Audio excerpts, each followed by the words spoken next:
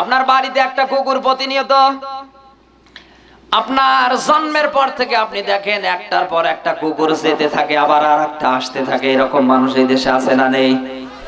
অনেক বাড়িতে কুকুর প্রতিনিয়ত আছে না নেই? এই কুকুরটাকে প্রতিদিন আপনি যেভাবে খানা খান ওইভাবে তাকে খাতে দেন না, খানা খাওয়ান না। আপনি যেভাবে পরিষ্কার পরিচ্ছন্ন পাত্রে ভাত খান, রুটি খান, বিভিন্ন দুনিয়ার খাদ্য খান, তাকে ওইভাবে খাওয়াতে দেন না। আপনি যেটা খেতে পারেন না, মনে করেন গরুর গোশত কিনে আনার পরে যে হাড্ডি আপনার দাঁতে কাটে না, বাজার থেকে বড় মাছ কিনে আনার পরে যে কাঁটা আপনার দাঁত আর কাটতে পারে না, রাগ করে ফেলে দেন না, ওকে ওই বন প্লেটে দেন, শরীফ মেলামাইনের ওই পিরিসে দেন। আমার ভাইরা, কুকুর এই সমস্ত ময়লায় ওই হাড্ডি আর ওই মাছের বড় কাঁটা পাওয়ার পরে খাওয়ার পরে ডাক দেয়া বলে, রব্বুল আলামিন তোমার বান্দা আদর করে পরিষ্কার পরিচ্ছন্ন জায়গায় আমারে দেয়নি, তাতে কি হয়েছে? মাটিতে দিয়েছে, ময়লা পড়েছে, আমার কোনো সমস্যা নেই। আমি খাওয়ার পরে তোমাকে ডাক দিচ্ছি, তুমি সাক্ষী থাকো, যতদিন তুমি আমাকে বেঁচে রাখবে তোমার মালিকের আমি ক্ষতি হতে দেব না।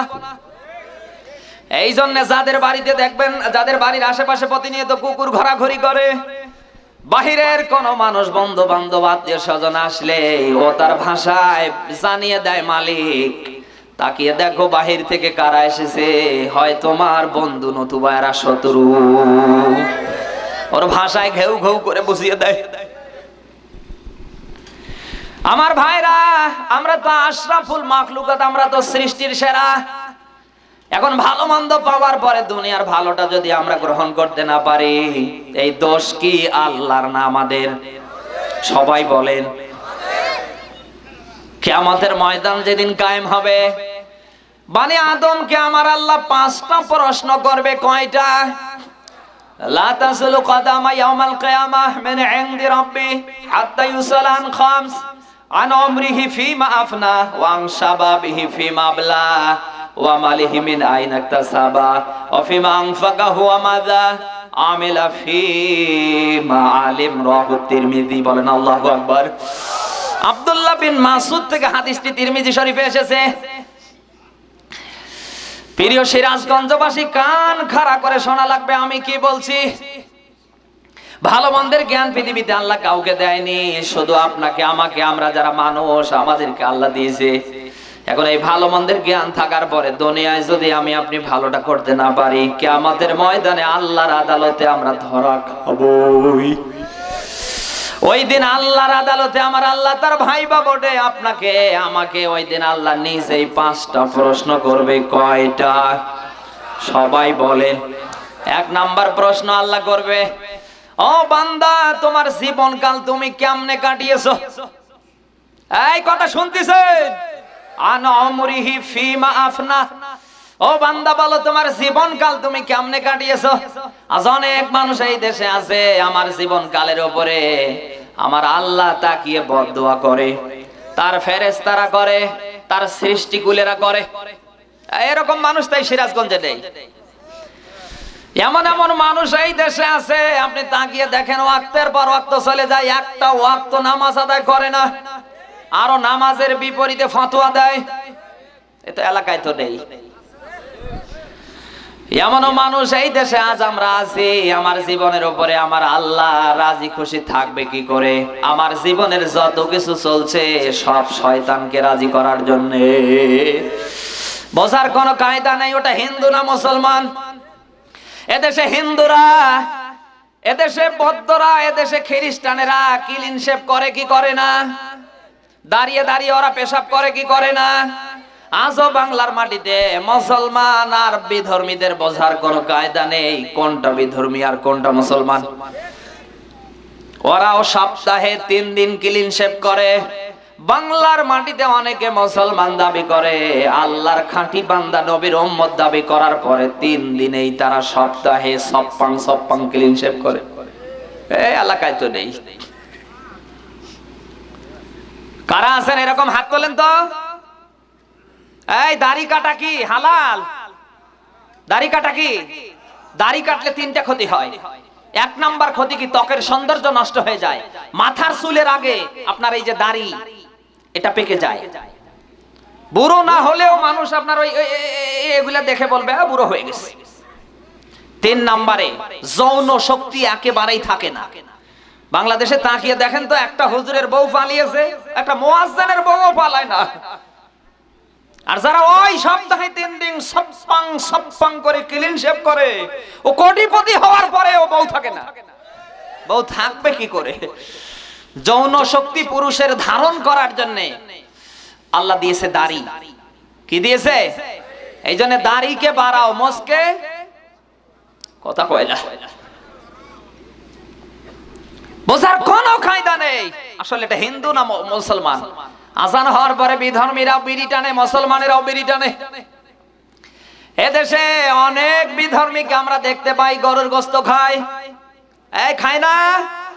অনেক বিধর্মীর দেখবেন জন্মের পরে বা মায়ের পেটে থাকাকালীন সময় সুন্নাতে খাতনা আগা কাটা। কথা বলে না কেন? আজ বাংলার মাটিতে অনেক মানুষ আমরা আছি, আমরা দুনিয়ায় মুসলমানের দাবি করছি, আগা কেটে আর গরুর গোশত খেয়ে। কথা বলে না কেন? আসলে আগা কেটে আর গরুর গোশত খেয়ে মুসলমানের দাবি করা যায়? আল্লাহর জমিনে যদি আপনি মুসলমানের দাবি করেন, অবশ্যই অবশ্যই আল্লাহর ইসলাম নিয়ে, আল্লাহর কোরআন নিয়ে, আল্লাহর ইসলামের কাছে, আল্লাহর বিধানের কাছে মাথা নত করা লাগবে। সূরা আলে ইমরানের 4 নম্বর পারা 102 নম্বর আয়াতে আমার আল্লাহ দিয়েছেন, ইয়া আইয়ুহাল্লাযীনা আমানুত্তাকুল্লাহ হাক্কা তুকাতিহি ওয়া লা তামুতুন্না ইল্লা ওয়া আনতুম মুসলিমুন। বলেন আল্লাহু আকবার। আল্লাহ আদর করে ডাক দিয়ে বলেন, ও হে ঈমানের দাবি করো যারা, আমি আল্লাহ তোমাদের বলছি, আমি আল্লাহকে ভয় করো করার মতো। ওয়ালা তামুতুন্না, তোমরা মরবে না, মরিও না, ইল্লা ওয়া আনতুম মুসলিমুন, প্রকৃত মুসলমান না হয়ে। কথাকার সবাই বলেন, আল্লাহ জানে না আমরা মুসলমান? আল্লাহ জানে না আমরা সপ্তাহে না হলে মাসে গরুর গোশত খাই না খাই না? আল্লাহ জানে না আমাদের জন্ম মুসলমানের ঘরে হয়েছে? এত কিছু জানার পরে কোরআনে কারিমের এই সূরা আলে ইমরানের 102 নম্বর আয়াতে আমার আল্লাহ এই কথাটা দিলেন কেন? কি দরকার ছিল? আমার আল্লাহ এই দিয়েছেন, ওয়ালা তামুতুন্না, তোমরা মরবে না, মরিও না, ইল্লা ওয়া আনতুম মুসলিমুন, প্রকৃত মুসলমান না হয়ে। এবার মুসলমান কেমনে হতে হয়? আগা কেটে আর গরুর গোশত খেলে। আমরা তো এই দেশে আগা কেটে আর গরুর গোশত খেয়ে মুসলমানের দাবি করছি। এই কথা বললে কেন? আপনার মতো অনেক আগা কাটা হিন্দু আছে, বৌদ্ধ আছে, খ্রিস্টান আছে। আপনার মতো অনেক গরুর গোশত খোর, গরুর গোশত খাওয়া অনেক বিধর্মী আছে না নেই? এবার আসেন, আপনি কিভাবে মুসলিম হবেন, কিভাবে মুসলমান বা মুসলিম হওয়া যায়? ইসলাম থেকে এসেছে মুসলিম। ইসলাম শব্দের শাব্দিক অর্থ হলো আত্মসমর্পণ। আরো জোরে। ইসলাম শব্দের শাব্দিক অর্থ, বাংলা অর্থ হলো আত্মসমর্পণ, সারেন্ডার করা, মাথা নত করা। যখন আল্লাহর ইসলামের কাছে, আল্লাহর বিধানের কাছে, আমার আল্লাহর ক্ষমতার কাছে আপনি মাথা নত করবেন, তখন আপনি হবেন মুসলিম। অথচ আজ আমরা এই দেশে অনেক মানুষ মুসলমানের দাবি করছি, এগুলা সব বাদ দিয়ে শুধু আগা কেটে আর গরুর গোশত খেয়ে। এই অবস্থায় আল্লাহ না করুক আমাদের যদি মৃত্যু হয়ে যায়, একটা মানুষ মারা যাওয়ার পরে কবরে কয়টা প্রশ্ন হবে? সবাই বলেন। 1 নাম্বার রব সম্পর্কে, 2 নাম্বারে ইসলাম সম্পর্কে। দুনিয়ায় যারা ইসলামের কাছে, ইসলামের বিধিবিধান নিজের ব্যক্তি জীবন থেকে রান্নাঘর থেকে রাষ্ট্র জীবন পর্যন্ত নিতে পারবে না, কবরে যখন আল্লাহর ফেরেশতারা ডাক দিয়ে বলবে, আল্লাহর বান্দা, ওমা দিনুকা, তোমার দিন কি, ধর্ম কি? দুনিয়ায় যারা ইসলামের বিরুদ্ধে, যাদের জীবনে ইসলাম থাকবে না, যাদের জীবনকালটা চলবে ইসলামের বাহিরে, যাদের জীবনকালের প্রত্যেকটা চলবে ইসলাম ছাড়া, তারা কবরে কি ইসলাম সম্পর্কে কথা বলতে পারবে? এই কথা বলে না কেন? প্রিয় ভাইরা আমার, এই জন্যই আপনাকে আল্লাহ ভালো মন্দের জ্ঞান দিয়েছে। কিয়ামতের ময়দানে কেউ বাঁচতে পারবেন না। ওই দিন আমার আল্লাহ তার ভাইবা বোর্ডে 5টা প্রশ্ন করবে। তার ভেতরে 1 নাম্বার প্রশ্ন আমার আল্লাহ করবে জীবনকালটার সম্পর্কে।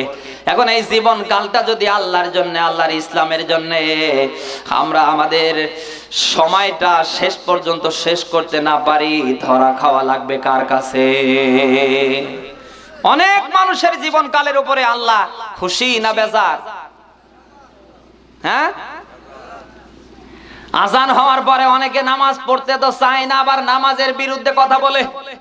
এখানে অনেক আল্লাহর ওলি বসে আছে, এশার নামাজ পড়ে নাই, মাগরিব পড়ে নাই, আসর পড়ে নাই, জোহর পড়ে নাই, ফজরও পড়ে নাই, সামনের দিনে তো আরো পড়ে নাই, আগামীকাল জুমার দিন জুমাও পড়বে না।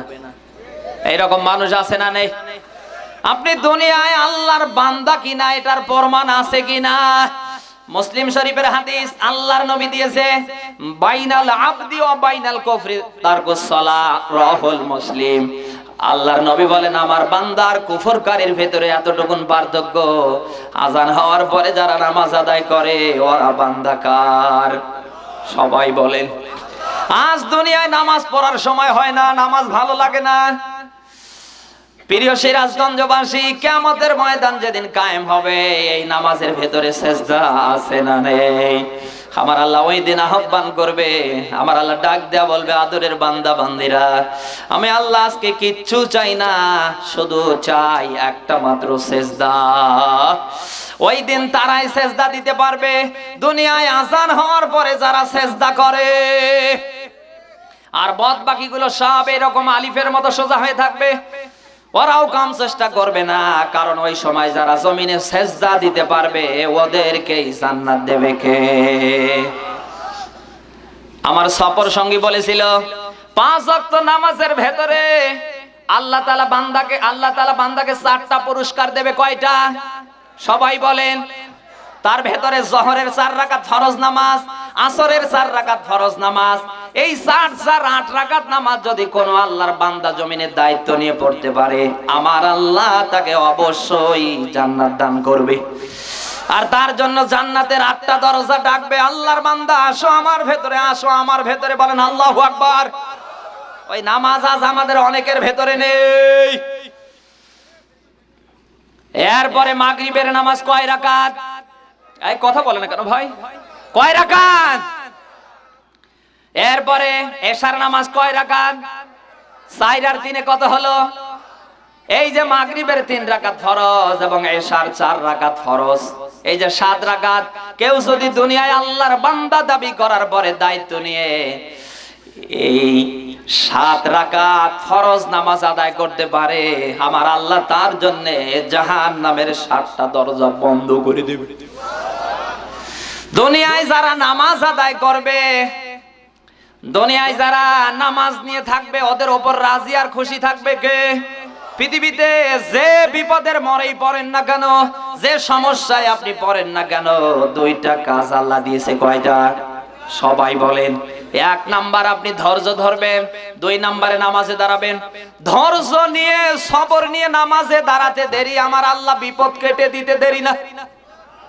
আদম থেকে নিয়ে মুহাম্মদ রাসূলুল্লাহ পর্যন্ত যুগে যুগে যত নবী এসেছিল, রাসূল এসেছিল, তারা বিপদের মুহূর্তে 2টা কাজই তারা করেছিল। 1 নাম্বার তাদের ছিল ধৈর্য, 2 নাম্বারে নামাজ। ওই সময় আল্লাহর নবী মুহাম্মদ রাসূলুল্লাহর সাহাবী হযরত আবু হুরায়রা পেটের ব্যথায় কাতর, ডাক দিয়া বলেন হে রাসূল, পেটে বড় প্রচন্ড ব্যথা। নবী ডাক দিয়া বলেন আবু হুরায়রা, পেটের ব্যথা, তাড়াতাড়ি ওযু করো, নামাজে দাঁড়িয়ে যাও। হযরত আবু হুরায়রা পেটে ব্যথা নিয়ে ওযু সেরে নামাজে দাঁড়িয়ে গেলেন। নামাজ শেষ করতে না করতে আমার আল্লাহ নামাজকে ওসিলা করে পেটের ব্যথা দূর করে দিলেন। আপনি যদি দুনিয়ায় কিছু পেতে চান, ওই আল্লাহর নামাজ লাগবে কি লাগবে না? নামাজ মুমিনের জন্য মেরাজ। নামাজে যতক্ষণ বান্দা দাঁড়িয়ে থাকে ততক্ষণ মেরাজ করে কার সাথে? সবাই বলেন। আদম থেকে নিয়ে মুহাম্মদ রাসূলুল্লাহ পর্যন্ত যত নবী দুনিয়ায় এসেছে, নবীদের এক এক জায়গায় এক একটা দিদার ছিল, মেরাজ ছিল। হযরতে ইব্রাহিম আলাইহিস সালাতু ওয়াস সালামের মেরাজ ছিল আগুনের কুণ্ডলীর ভেতরে। এই কথা শুনতেছেন? হযরতে মূসা আলাইহিস সালামের মেরাজ হয়েছে তুর পাহাড়ে। আল্লাহর নবী মুহাম্মদ রাসূলুল্লাহর মেরাজ হয়েছে আরশে আজিমে। আর আমরা উম্মতেরা আল্লাহর সাথে মেরাজ করব, আমরা আল্লাহর সাথে দিদার করব দুনিয়ার কোন জায়গায় না, নামাজে দাঁড়িয়ে। বান্দা যখন নামাজে দাঁড়িয়ে যায়, ওর জীবনের যত অপরাধ আছে সব অপরাধগুলো আমার আল্লাহ মাথার উপরে চাপিয়ে দেয়। যখন বান্দা রুকুতে যায়, অর্ধেক গুনাহ জমিনে পড়ে যায়। বান্দা যখন সিজদায় পড়ে যায়, মহান আল্লাহ জীবনের সব গুনাহগুলি নামাজকে ওসিলা করে maaf করে দেয়।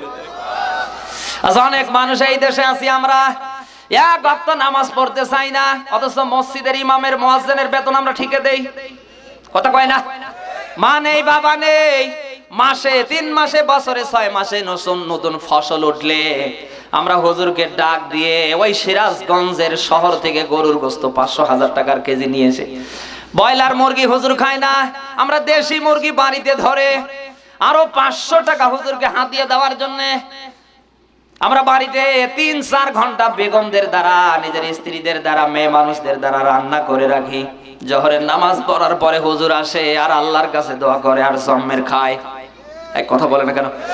একটা আলেমের বুকের পাঁঠা নেই যে বলতে পারবে হুজুররা খেয়ে যাওয়ার পরে হুজুররা দোয়া করলে আপনার কাজ হবে। যদি তাই হতো, এই দেশে কোন হুজুর আপনাকে দাওয়াত দিয়ে খায় মাসে বছরে 6 মাসে? দেখান তো আমারে। এই কথা কয় না? হুজুররা খাবে কিন্তু আপনাকে। আমার ভাইরা, আমার মতো ভাড়াটিয়া হুজুরকে আপনার মসজিদের ইমাম সাহেবটাও ভাড়াটিয়া, মুয়াজ্জিন সাহেবটাও ভাড়াটিয়া, তামাম দুনিয়ার যত হুজুর বলেন সবাই হলো ভাড়াটিয়া। আমরা হলাম খাওয়ার পাগল। আমাদের খাওয়াবেন আমরা আছি, আমাদের খাওয়াবেন না আমরা নেই।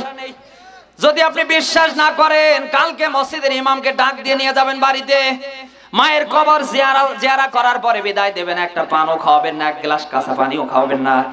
আবার 3 দিন পরে আবার ডাক দিয়ে বায়না ধরে মায়ের কবরের পাশে নিয়ে যাবেন, আবারও আগের মতো ভূমিকা পালন করবেন। আবারও 3 দিন পরে আবার হুজুরকে ডাক দেবেন। হুজুর বাংলার যে প্রান্তেই থাক না কেন, ওই যে খাতে পায় নাই, এখন কিন্তু আর যাবে না। বলবে আমি এখন আর পারছি না, আমার সময় নেই, আমার অমুক জায়গায় যাওয়া লাগবে। আসলে কি তাই? এই দেশে যত হুজুর আছে সব খাওয়ার পাগল। আমাকে খাওয়ানোর পরে, এদেশের হুজুরদেরকে খাওয়ানোর পরে আপনার মা নেই, বাবা নেই, আপনার সংসারে নানা অভাব আপনি দূর করার জন্য দোয়া করে নিলেন। আমার ভাইরা, জানি না কতটুকু আমার দোয়া এদেশের ভাড়াটিয়া হুজুরদের দোয়া আপনার কাজে লাগবে, কিন্তু আল্লাহর নবী মুহাম্মদ রাসূলুল্লাহ দিয়েছে মা নেই, বাবা নেই, আপনার তামাম দুনিয়ার সব বালা মুসিবত বিপদ আপদ মাথার উপরে এসে গেছে। আপনার পরিবার জীবনে, আপনার সংসার জীবনে এসে গেছে। আপনি ওই মুহূর্তে নামাজে দাঁড়ান আর আমার আল্লাহকে ডাকেন। আপনি ডাকতে দেরি করবেন, আল্লাহ মা বাবাকে মাফ করে সংসারে উন্নতি দিতে দেরি করবে না। আমরা ওই ধান্দা বাদ দিয়ে আজ আমরা নতুন একটা ধান্দা করেছি, নিজে নামাজ পড়বো না কিন্তু হুজুরকে আমরা ঠিকই খাওয়াবো। আপনি কিয়ামত পর্যন্ত খাওয়ান, এই খাওয়ার ভেতরে নেই কিছু। তাই বলে ফির আগামীকাল থেকে মসজিদের ইমাম সাহেবের হক মারবেন নাকি? আবার আমি কিন্তু একেবারে বলিনি যে খাওয়া যাবে না। আমার ভাইরা, যে ঘরে যে বাড়িতে নামাজ আদায় হয়, ওই ঘর ওটার ঘর থাকে না, ওটা আল্লাহর জান্নাতের রহমতের কামরা হয়ে যায়। এই জন্য আল্লাহর নবী দিয়েছে, কেউ যদি 5 ওয়াক্ত নামাজ যথারীতি আদায় করে, আমার আল্লাহ তাকে 5টা পুরস্কার দেবে। তার ভেতরে 1 নাম্বার, আর আজ যে রিজিকের তাড়নায়, আজ যে রিজিক বলেন, অর্থ বলেন, সম্পদ বলেন, এর তাড়নায় আজ আমরা এত কিছু করছি। আপনি যথারীতি নিয়মে আগামীকাল থেকে 5 ওয়াক্ত নামাজ আদায় করেন, আমার আল্লাহ 1 নম্বরে রিস্কের দায়িত্ব নিজেই নিয়ে ফেলবে। তাহলে নামাজ পড়লে খাদ্য দেয় কে? ফালিয়াবুদু রাব্বা হাযাল বাগীত আল্লাযী আত'আমাহুম মিন জু' ওয়া আমানাহুম মিন খাও। বলেন আল্লাহু আকবার। আল্লাহ বলেন এই ঘরের ইবাদত, এই ঘর বলতে এই মসজিদ কার ঘর? সবাই বলেন। আল্লাহ বলেন এই মসজিদ নামক আমি আল্লাহর ঘরের ইবাদত করো। আমার এই ঘরের যদি ইবাদত করতে পারো, আমি রব্বুল আলামিন তোমাদের খাদ্য দেব। তামাম দুনিয়ার ভয় ভীতি থেকে, তামাম দুনিয়ার বিপদ আপদ থেকে আমি রব্বুল আলামিন তোমাদের বাঁচিয়ে দেব। তাহলে নামাজ পড়লে 5টা পুরস্কার দেবে কে? 1 নম্বরে আমাদের রিস্কের যাবতীয় অভাব পূরণ করবে কে? আজ অনেকের লবণ আনতে পান্তা থাকে না, অনেকের পান্তা থাকলে লবণ থাকে না। কথা বলে এদিক থেকে ইনকাম করে বাড়িতে নিয়ে আসে, কোথা থেকে কই চলে যায় হিসাব নেই। ওই 3 মাস আগেও যা, 3 বছর আগেও যা, এখনো তা। রহমত নেই কারণ ওই বাড়িতে নামাজ নেই। তো এলাকায় নেই। 2 নম্বরে কবরের আযাব মাফ করে দেবে কে? 3 নম্বরে কিয়ামতের ময়দান যেদিন কায়েম হবে, ডান হাতে আমার আল্লাহ আদর করে নামাজকে ওসিলা করে আমলনামা দেবে। 4র্থ নম্বরে আমার আল্লাহ বিজলির ন্যায় ওই যে ফুলসিরাত আল্লাহ পার করে দেবে। 5 নম্বরে আমার আল্লাহ জাহান্নাম থেকে বেঁচে জান্নাতের মালিক বানিয়ে দেবে। ওই নামাজের দরকার আছে না নেই? আল্লাহর নবী দিয়েছেন, এটা বুখারী শরীফের হাদিস। হযরত আবু হুরায়রা বর্ণনা করেন, কারো বাড়ির সামনে যদি একটা নদী থাকে, একটা নহর থাকে, একটা পুকুর থাকে, সেখানে কেউ যদি নিয়মিত 5 বার গোসল করে, ও যতই কাকের মতো কালো হোক, ও আর কালো থাকার কথা না। এই কথা বললে কেন ভাই? এই দুনিয়ায় কেউ যদি 5 ওয়াক্ত নামাজ আদায় করে, জীবনের যত অপরাধ তার মাথার উপরে আসুক না কেন, নামাজ আদায় করার সঙ্গে সঙ্গে আল্লাহ সব গুনাহ দূর করে দেয়। আর এই অবস্থায় যদি কারো মৃত্যু হয়ে যায়, ওর ঠিকানা জান্নাতে করে দেবে কে? সবাই বলেন ইন্নাল্লাযীনা আমানু ওয়া আমিলুস সালিহাত সায়াজআলু লাহুমুর রাহমানু উদ্দা। বলেন আল্লাহু আকবার। এটা সূরা মারিয়ামের 96 নম্বর আয়াতে আল্লাহ দিয়েছে। শব্দের দিকে খেয়াল করেন, ইন্নাল্লাযীনা, নিশ্চয় যারা, আমানু, ঈমান এনেছে, আগামীতেও আনবে, ওয়া আমিলুস সলিহাত, এবং যারা আমলে সলে তথা ভালো কাজ করবে। নামাজ পড়া ভালো কাজ না খারাপ কাজ? সবাই বলেন। যারা ঈমান আনার পরে দুনিয়ায় আমলে সলে করবে, যারা ভালো কাজ করবে, সায়াজআলু লাহুমুর রাহমানু উদ্দা, ওদের জন্য তামাম দুনিয়ার মানুষের ভালোবাসা আমি আল্লাহ সৃষ্টি করে দেব। আপনারা জানেন আরবি কোন বাক্যের মাঝখানে, আরবি কোন সেন্টেন্সের মাঝখানে যখন সিন আসে, সাউফা আসে, কদ আসে, ওই অর্থ ওই বাক্যের ওই সেন্টেন্সের যেন তেন হয় না, ওটা একেবারেই গুরুত্ব দিয়ে হয়। আল্লাহ বলেন ঈমান আনার পরে দুনিয়ায় যদি ভালো কাজ করতে পারো, তামাম দুনিয়ার মানুষ না, তামাম পৃথিবীর সমস্ত সৃষ্টিকুলের ভালোবাসা আমি আল্লাহ তোমাদের উপর চালিয়ে দিই। বুখারী মুসলিমের হাদিস।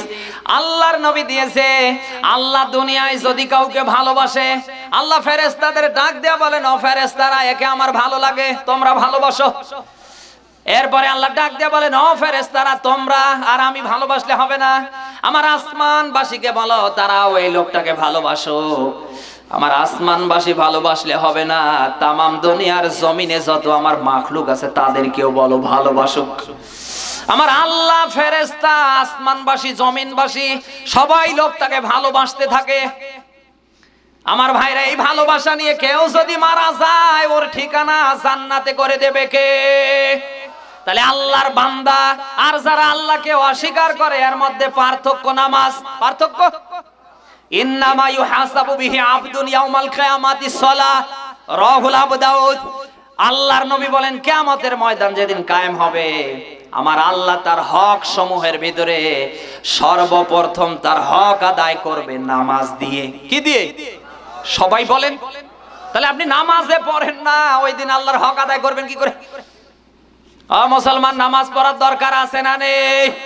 আজ অনেকে আমরা নিজেরাও নামাজ পড়ি না, বাড়িতে ছেলে বলেন, মেয়ে বলেন, নিজের স্ত্রী বলেন, আরো যারা আছে আমরা কেউ ওর দিকে আসতে চাই না।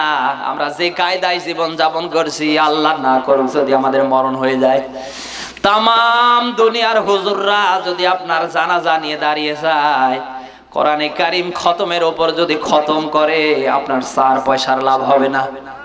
কথা বলে না কেন? আমার ভাইরা, যে কথা বলতে গিয়ে এতগুলি কথা বলে ফেললাম।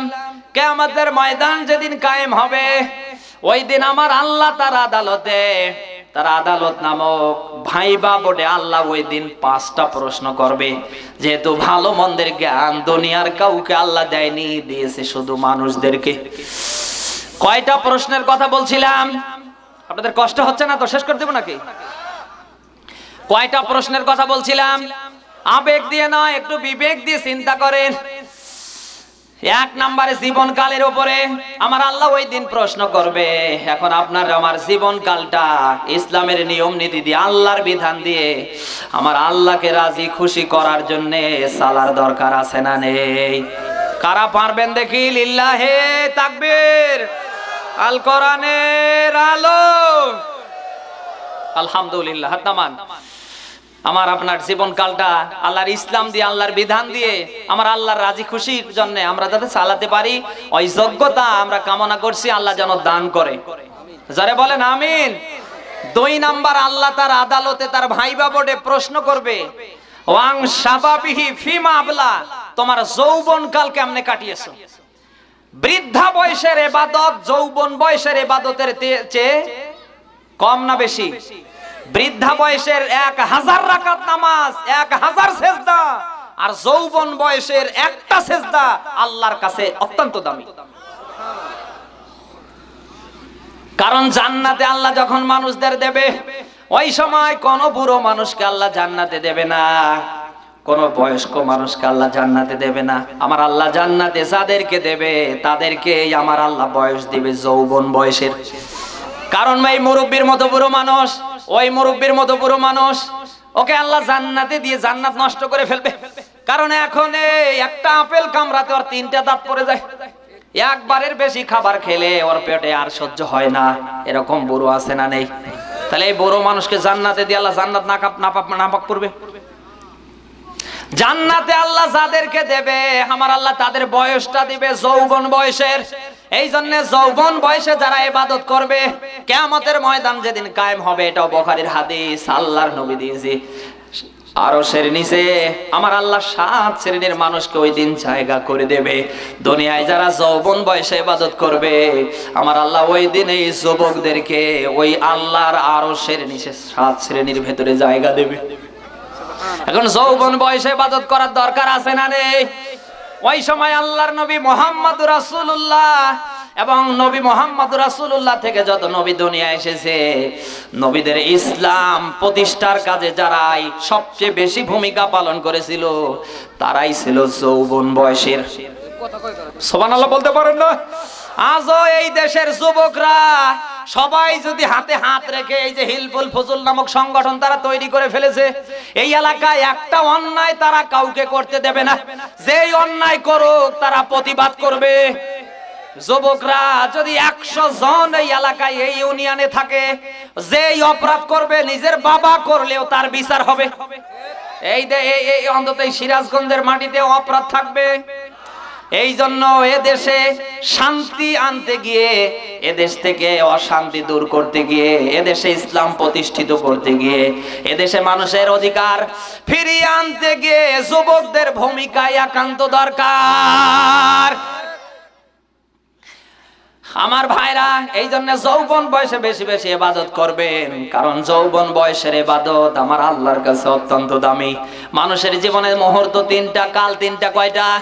একটা হলো বাল্যকাল, আর একটা যৌবনকাল, আর একটা বৃদ্ধাকাল। এই যে প্রথম বাল্যকাল আর শেষের বৃদ্ধাকাল, এই 2টা কালের হিসাব আল্লাহ রাখে না, কিয়ামত পর্যন্ত আল্লাহ রাখবে না। আল্লাহ শুধু একটা কালের হিসাব রাখে, তার নাম হলো যৌবনকাল। সুবহানাল্লাহ বলতে পারেন না? কোন কাল? আজকে যুবকরা যদি মসজিদমুখী হয়, এই দেশে যে মুরব্বির দাড়ি পেকেছে, যে মুরব্বির বয়স 60-এর উপরে চলে গিয়েছে, ও নামাজ না পড়ে থাকতে পারবে?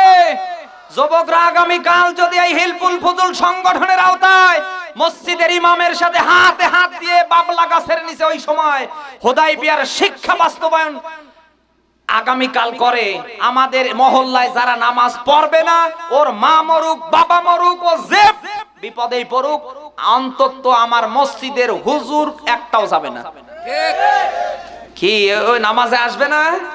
আরে ভাই 2-4টা জানাজা আটকে দেখেন না, ওর 14 গোষ্ঠী নামাজ ধরতে বাধ্য হবে। এই জন্য যুবকদের ভূমিকা সমাজে অত্যন্ত দরকার।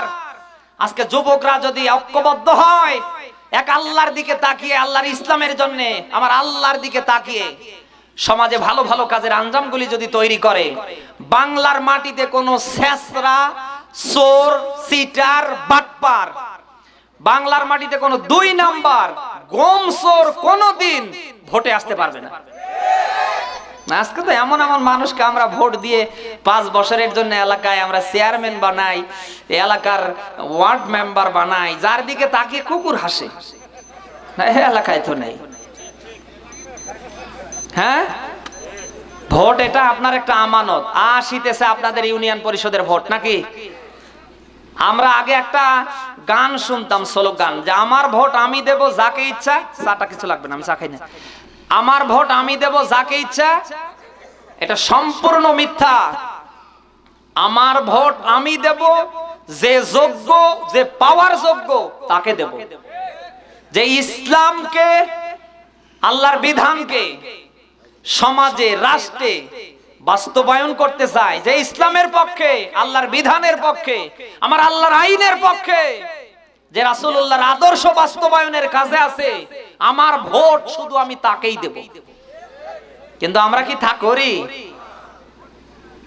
শুধু 1 কাপ লাল চা আর 1 প্যাকেট বিড়ি আর কয়েকশো টাকা হলেই আমরা এমন এমন মানুষকে ভোট দেই যার দিকে তাকিয়ে কুকুর লজ্জা পায়। আপনার এই যে আমানত নামক ভোট, দুনিয়ার কোন যদি চোরকে দেন, কোন সিটারকে দেন, কোন বাটপারকে দেন, পৃথিবীর কোন ধরনের ওই শয়তানের দোসরদেরকে যদি আপনি দিয়ে ফেলেন, কিয়ামতের ময়দান যেদিন কায়েম হবে, এই যে আমানত নামক ভোট আপনি রায় দিয়ে দেওয়ার কারণে কিয়ামতের ময়দানে আল্লাহর আদালতে জবাব দেওয়া লাগবে। এই কথা কয় না? ওই দিন অনেক মানুষ ধরা খেয়ে যাবে, ডাক দেয়া বলবে, রব্বুল আলামিন, 1 ওয়াক্ত নামাজ আমি বাদ দেই নাই, রমজান মাসে রোজা বাদ দেই নাই, হজ বাদ দেই নাই, যাকাত বাদ দেই নাই, দুনিয়ার ভালো কাজ যেখানে ওখানে আমার হাত ছিল, কিন্তু আজকে আমি কেন চোরের কাতারে? অনেকে ডাক দেয়া বলবে, রব্বুল আলামিন, নিজের বউ একটা দিয়ে হয় না, আমি আরো 3টা পালন করেছি, আজকে কেন আমি জেনাকারদের কাতারে? আমার আল্লাহ ওই সময় ডাক দেয়া বলবে, আমার বান্দা, দুনিয়ার ময়দানে তুমি এগুলি করো নাই, তুমিও জানো, আমি আল্লাহও জানি, কিন্তু আজ তোমার এই জায়গায় আসার পেছনে কারণ কি? ওই সময় অনেক মানুষ ক্ষমতায় 5 বছরে যাওয়ার জন্য, অনেক মানুষ দেশটাকে পরিচালনা করার জন্য ইউনিয়ন পর্যায়ে, ওয়ার্ড পর্যায়ে, উপজেলা পর্যায়ে, এমনকি পার্লামেন্ট পর্যন্ত এমন এমন মানুষ ভোটে দাঁড়িয়েছিল যে দুনিয়ায় চিটার, বাটপার, চুরি, ডাকাতি, ছিনতাই, রাহাজানি, খুন খারাপি, জানা, ব্যভিচার কোনোটাই বাদ দেয়নি। তোমার ভোট পাওয়ার পরে 180 মাইল বেগে তারা এগুলি করেছে। তুমি ওই যে ভোট দিয়েছো, ভোট দিয়ে যা হয়েছে, ও করে যা হয়েছে 50-50 নয়, 100-100 সমান।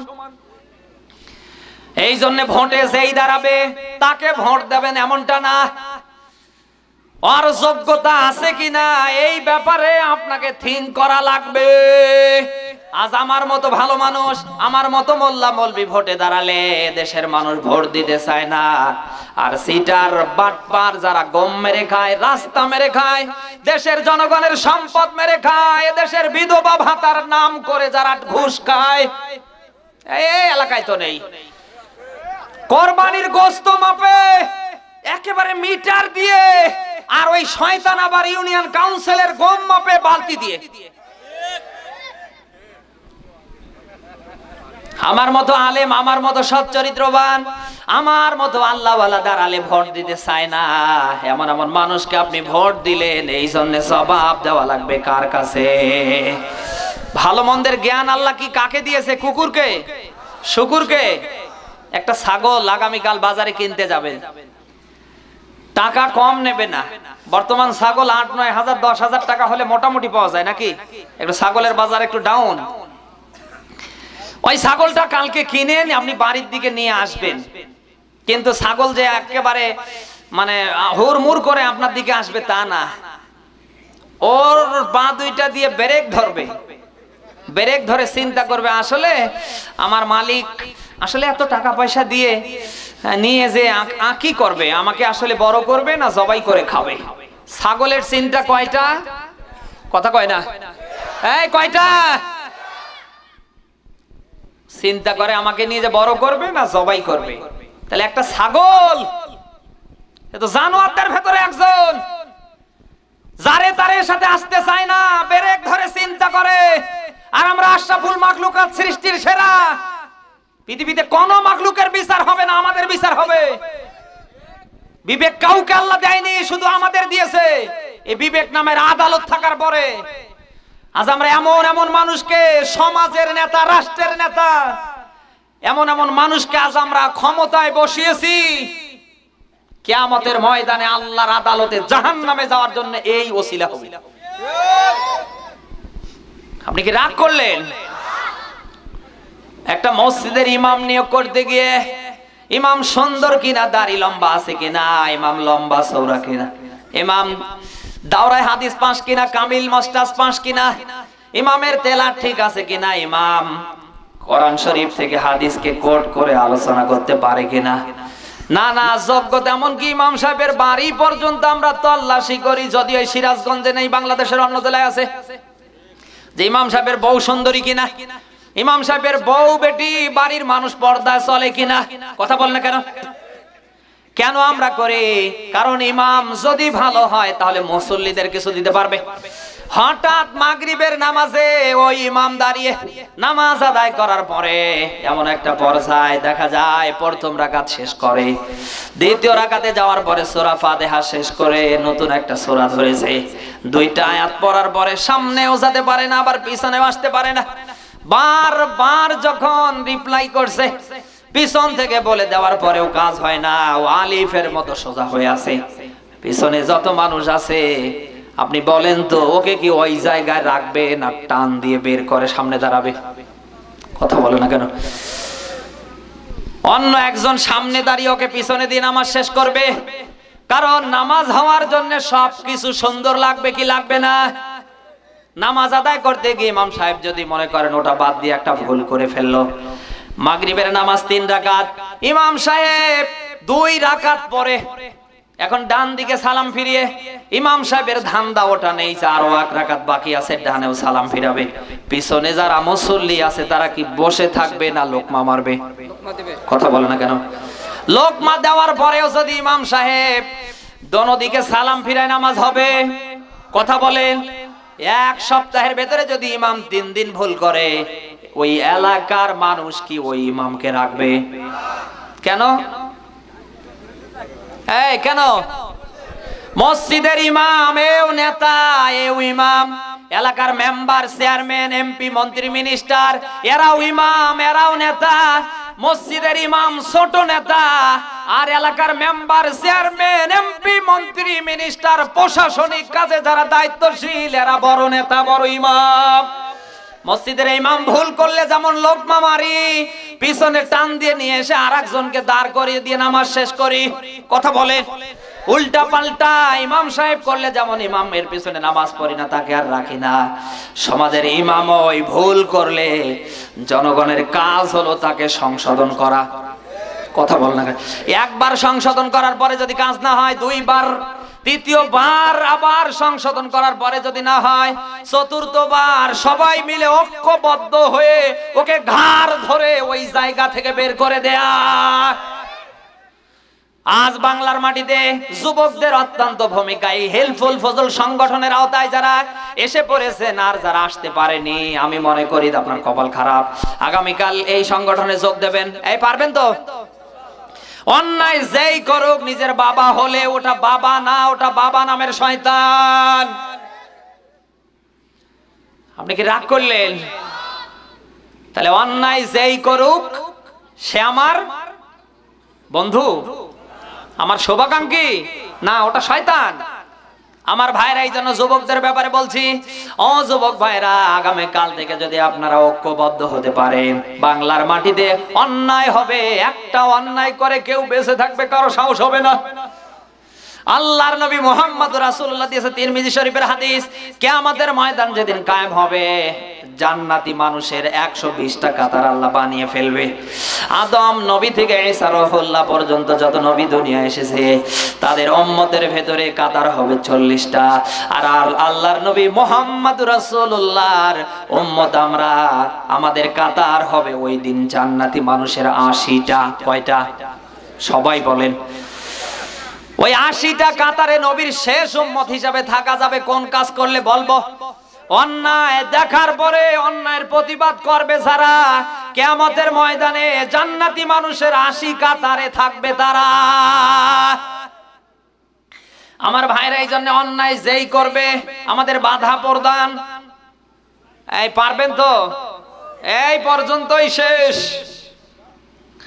আল্লাহ বলেন, আলতাকুম মিনকুম উম্মাতুন ইয়াদউনা ইলাল খায়র ওয়া ইয়া'মুরুনা বিল মা'রুফ ওয়া ইয়ানহাউনা আনিল মুনকার। বলেন আল্লাহু আকবার। সূরা আলে ইমরান 4 নম্বর পারা 2 নম্বর পৃষ্ঠার 104 নম্বর আয়াতের অংশ আল্লাহ দিয়েছেন। আল্লাহ বলেন, তোমাদের মাঝে একটা দল থাকা উচিত, যে দলের লোকেরা মানুষকে সৎ কাজে তথা ভালো কাজে আদেশ দেবে, অসৎ তথা খারাপ কাজে বাধা প্রদান করবে। কথা কার? সবাই বলেন। আল্লাহ বলে, কুনতুম খায়রা উম্মাতিন উখরিজাত লিন-নাস, তোমরা শ্রেষ্ঠত্ব জাতি আর তোমাদের বের করা হয়েছে মানুষের জন্য। তোমরা মানুষকে তা'মুরুনা বিল মা'রুফ ওয়া তানহাউনা আনিল মুনকার, তোমরা মানুষকে সৎ কাজে ভালো কাজে আদেশ দেবে আর অসৎ কাজে বাধা প্রদান করবে। কথা কার? সবাই বলেন। আল্লাহ বলেন, ওয়া মান আহসানু কাওলাম মিম্মান দাআ ইলাল্লাহ ওয়া আমিলা সালিহাও ওয়া ক্বালা ইন্নানি মিনাল মুসলিমিন। সূরা হামিম সেজদা কোন সূরা? 24 নম্বর পারা 19 নম্বর পৃষ্ঠার 33 নম্বর আয়াতের অংশে আল্লাহ দিয়েছেন। আল্লাহ রাব্বুল আলামিন বলেন, তার কথার চেয়ে আর কার কথা দুনিয়ায় দামি হতে পারে? যারা মানুষকে দুনিয়ায় এক আল্লাহর দিকে, ভালোর দিকে ডাকে। সুবহানাল্লাহ বলতে পারেন না? একটা মানুষকে যদি দুনিয়ায় আপনি নামাজি বানাতে পারেন, খারাপি ছাড়াতে পারেন, আপনি 10, 20, 50 বছর পরে থাকবেন না এই লোকটাকে খারাপি থেকে ভালো করার কারণে, খারাপি থেকে ভালোর কাছে নিয়ে আসার কারণে, আপনার এই বাধা দেওয়ার কারণে, লোকটা খারাপি ছেড়ে দেওয়ার কারণে আপনি 10, 20, 50 বছর পরে হয়তো দুনিয়ায় থাকবেন না। ওই লোকটা দুনিয়ায় যতদিন ভালো কাজ করবে, ওই ভালোর সাথে যত মানুষকে জড়াবে, কিয়ামতের আগ পর্যন্ত আমার আল্লাহ এর সওয়াবগুলি আমলনামায় দিতে থাকবে। মুসলিম শরীফের হাদিস, আল্লাহর নবী দিয়েছে, মানুষ দুনিয়া থেকে যখন মারা যাবে সব আমলের দ্বার আল্লাহ বন্ধ করবে। 3টা আমলের দ্বার কিয়ামত পর্যন্ত আমার আল্লাহ খুলে দেবে। তার ভেতরে জারিয়া একটা। জোরে বলেন আল্লাহু আকবার। জারিয়ার অনেকগুলি ব্যাখ্যা। ভালো যত কাজ আপনার দ্বারা দুনিয়ায় হবে, আগামী কাল থেকে এলাকায় আপনি লক্ষ্য করবেন কারা মুসলমান দাবি করার পরে, কোরবানির গোশত ভাগ নেওয়ার পরে, কারা এই এলাকায় মসজিদের তালিকায় থাকার পরে, ইমাম সাহেব মুয়াজ্জিন সাহেবকে দিয়ে সমাজের সব কাজ করায় নেওয়ার পরে কারা নামাজ আদায় করে না। আপনি পিছনে কালকে থেকে লাগেন, 5 টাকা, 10 টাকা, 20 টাকা, 100 টাকা, 7 দিন, 10 দিন, 40 দিন, 1 মাস, 1 বছর, যত দিন আল্লাহ আপনাকে বেঁচে রাখে, আপনি একটু মেহনত শুরু করে দেন, একটু চেষ্টা করেন, মুজাহাদা করেন। আল্লাহ যদি দয়া করে, ওই লোকটা যদি মসজিদমুখী হয়ে যায়, ওই লোকটা দুনিয়ার মদের সাথে, বাবার সাথে, গাজার সাথে, তামাম অশ্লীলতা বেহায়াপনার সাথে জড়িত, ও তো আপনার ভাই, নতুবা কারো না কারো ভাই, কিন্তু মুসলমান ভাই ভাই। কথা বলে না কেন? আপনি আগামীকাল থেকে একটা বার চেষ্টা করেন, আগামীকাল থেকে চেষ্টা করতে করতে আপনার কাজ হলো চেষ্টা করা, আর তামাম দুনিয়ার খারাপি থেকে ভালো জায়গায় দাঁড় করানো দায়িত্ব কার? পারবেন তো আমার ভাইরা? কি জবাব আপনি দেবেন কিয়ামতের ময়দানে আমার তো বুঝে আসে না। আমরা এতটুকুন চিন্তা চেতনা যদি দুনিয়ায় করতাম, আমি কি করছি, আমার দ্বারা কি হচ্ছে, আমার নিজের ভাই নামাজ পড়ে না, আমার নিজের জন্মদা বাবা নামাজ পড়ে না, আমার নিজের স্ত্রী নামাজ পড়ে না, জন্ম দেয় আমার সন্তান নামাজ পড়ে না, আমার কি হবে? কথা বল না কেন? আজ অনেক মানুষ আছে, বিশেষ করে মুরব্বীরা, কথা বল না কেন, একাই দেখবেন যে 5 ওয়াক্ত নামাজ পড়ে, অনেক সময় সারা রাত ধরে মসজিদে তাহাজ্জুদের নামাজ পড়ে, বাড়িতে বুড়িটা নামাজ পড়ে না, বুড়ার খবর নেই, এলাকায় চলে। আমার ভাইরা, একা একাই ভালো কাজ করলে জান্নাতে যাবেন কি না এর কোনো গ্যারান্টি? সবাই বলেন, আপনি যেটা কাজ করবেন ওই কাজটা যাতে দুনিয়ার মানুষদের নিয়ে করতে পারেন, এই জন্য আপনাকে চেষ্টা করা লাগবে। নিজে নামাজ পড়লে ওই নামাজটা গোটা এলাকার মানুষ যাতে আদায় করে, ওই চেষ্টা আপনার করা লাগবে। আপনার কাজ বাদবাকি সবাই বলেন না কেন, কিয়ামতের ময়দানে আল্লাহর আদালতে ওই দিন এই এলাকার মানুষেরা নিজের ঘরের বউ, নিজের বাবা, নিজের জন্ম দেয়া সন্তান সেদিন আল্লাহর আদালতে দাঁড়িয়ে যাবে, সভাপতির বিরুদ্ধে আপিল করবে, ডাক দেয়া বলবে, রব্বুল আলামিন কাকে জান্নাতের ফয়সালা করে দিয়েছো? আল্লাহ তখন ওই মুহূর্তে ডাক দেয়া বলবেন, কেন কি হয়েছে তোমাদের? ও তো দুনিয়ায় ভালো ছিল। ডাক দেয়া বলবে, রব্বুল আলামিন ও তো ভালো ছিল, তুমিও জানো আমরাও জানি, কিন্তু ওই লোকটা এলাকার আমাদের মোড়ল ছিল, মুরব্বী ছিল, নেতা ছিল, বাবা ছিল, দাদা ছিল। এই কথা কয় না? সর্বপ্রথম নিজের স্ত্রী মামলা দিয়ে ডাক দিয়ে বলবে, রব্বুল আলামিন ও তো আমার স্বামী ছিল, আমার পায়ের আঙ্গুল থেকে একের মাথার চুলে তেল দেয়া পর্যন্ত যত কিছু লাগে সব দিয়েছে, কিন্তু নামাজ তোমার যে ফরজ বিধান, ইসলাম যে মানা লাগবে, এটা যে তোমার পক্ষ থেকে ফরজ, তোমার বিধান বাদ দিয়ে দুনিয়ার কোনো বিধান নেওয়া যাবে না। আমার স্বামী জানতো কিন্তু একাই একাই মানতো, কোনোদিন আমাকে মানার ব্যাপারে বাধ্য করেনি। মেয়েও একই কথা বলবে, ছেলেও একই কথা বলবে, জন্ম দেয়া বাবাও একই কথা বলবে, গর্ভধারণী মা একই কথা বলবে, ভাইয়েরাও একই কথা বলবে। আপনার বাড়ি থেকে ডানে বামে সামনে পেছনে 40 40 60 40 সঙ্গে 160 ঘর মানুষ ওই দিন আল্লাহর আদালতে একই আওয়াজ দেবে, একই দরখাস্ত জমা দেবে। আল্লাহ রাব্বুল আলামিন ওই দিন তাহতা আকদামিনা লিয়াকুনা মিনাল আসফালিন, বলেন আল্লাহু আকবার। ওই দিন আমার আল্লাহ রায় দিয়ে দিবে, কি চাও? তারা বলবে, আল্লাহ আজকে কিচ্ছু চাই না, ওই মুরব্বিরে আমরা জোড়া পায়ের লাথি দিয়ে ওকে নিয়ে জাহান্নামে যেতে চাই। প্রিয় সিরাজগঞ্জবাসী, এই জন্য একা একা নামাজ পড়লে হবে না। ওই নামাজ কি করে আপনার স্ত্রী পড়ে, কি করে ছেলে পড়ে, কি করে মেয়ে পড়ে, কি করে এলাকার মানুষ জনুষ পড়ে, এই চেষ্টা আপনার করা লাগবে। আছে এই চেষ্টা? আছে?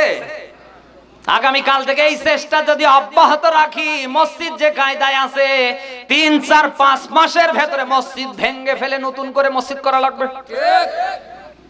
আমাদের তো ধান্দা নেই, আমরা এই দেশে খালি 5 ওয়াক্ত নামাজ পড়ি, মুখে দাড়ি রেখেছি। অনেকে আমরা নিজেকে এত গর্ববোধ করি, নিজেকে এতটাই মনে করি জান্নাত থেকে পালিয়ে এসেছি। এখানে নিজেকে এমন কিছু বুজুর্গ আমরা মনে করি, সাধারণ মানুষকে আমরা কিছু মনে করি, একটা কাফের টাপের ফতর দশের। ইসলামের নীতি এগুলি না। আপনি ভালো হয়েছেন, অন্য কাউকে ভালো কিভাবে করা যায় এই চেষ্টা আপনাকে করা লাগবে। এই কথা শুনতেছেন? ও চেষ্টা আছে, আগামী কাল থেকে ওই চেষ্টা করেন। সর্বপ্রথম চেষ্টা চলবে আপনার বাড়িতে। কোথায়? সবাই বলেন। আজ অনেকে তাবলিগে বের হয় 40 দিনের জন্য, কেউ 1 সালের জন্য, কেউ 12 সালের জন্য, কেউ বের হয়েছে যতদিন আজরাইল না আসে। তাবলিগ আগে করা লাগবে নিজের বাড়িতে। ইয়া আইয়ুহাল্লাযীনা আমানু কু আনফুসাকুম ওয়া আহলিকুম নারা। সূরা তাহরিমের সম্ভবত 6 নম্বর আয়াতে আল্লাহ দিয়েছেন, ওহে ঈমানের দাবি করো যারা, আমি আল্লাহ তোমাদের বলছি আগে তাবলীগ করা লাগবে তোমার পরিবারে। কু আনফুসাকুম শব্দের দিকে খেয়াল করেন, তুমি আগে নিজে বাঁচো। ওয়া আহলিকুম নারা, আহাল বলতে শুধু আপনার ওই বউ বেটা বেটি মা বাবা ভাই বোন এরা না, আপনার বাড়ির ডান বাম সামনে পেছনে ৪৪ সং ১৬০ ঘর এরা আপনার আহাল।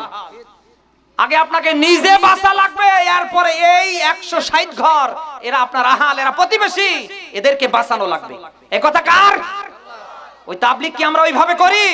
অনেকে আমরা শাল চিল্লাই তাবলীগ কাটাই, আজীবন ধরে তাবলীগ করছি, বাড়িতে তাকিয়ে দেখেন নিজের বউটা ঠিকমতো নামাজ পড়ে না, ইসলামের ফরজ বিধান মানে না, ওর ছেলে যে কায়দায় জীবন যাপন করছে, মদ ছাড়া গাঁজা ছাড়া পর নারী ছাড়া কিছু বোঝে না। সুবহানাল্লাহ।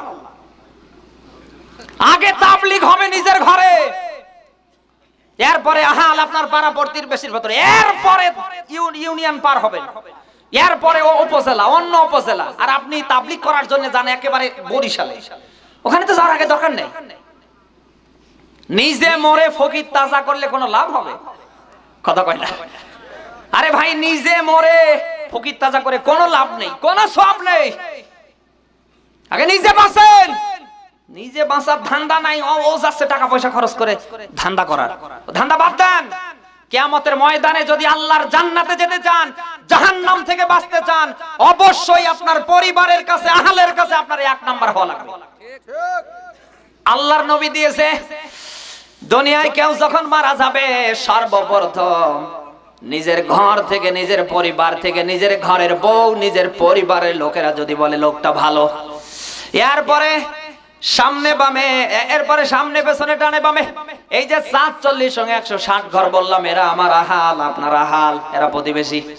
আমি মারা যাওয়ার পরে আমার বউ থেকে আমার ছেলে মেয়ে, আমার মা বাবা, আমার ভাই বোন, আর আমার বাড়ির ডানে বামে সামনে পেছনে ১৬০ ঘর মানুষ যদি বলে যে না অমুক লোকটা ভালো ছিল, এই যে অমুক লোকটা ভালো ছিল, মানুষের মন থেকে দোয়া আসার সাথে সাথে আমার আল্লাহ জীবনের সব গুনাহ মাফ করে দেবে। আর আমি মারা যাওয়ার পরে যদি এলাকার মানুষ, আমি মারা যাওয়ার পরে যদি আমার নিজের ঘরের বউ আল্লাহর কাছে শুকর করে, আল্লাহ এত মানুষ এত দিন মরেছে কিন্তু এই শয়তানটা মরে নাই কেন, যাক শয়তানটা মারা গিয়েছে, আমি তোমার কাছে শুকর করছি। এরকম মানুষ এই দেশে আছে না নেই? তাকিয়ে দেখেন, ওর বউ ওর উপরে ১৮০ মাইল বেগে বেজার, ওর ছেলে বেজার, মেয়ে বেজার, এলাকার মানুষ তো আরো বেজার। শুধু ক্ষমতা আছে, টাকা আছে, পয়সা আছে, ধন সম্পদ আছে, মাশাআল্লাহ একটা চেহারা আছে, এই জন্য মানুষ কিছু বলতে পারে না।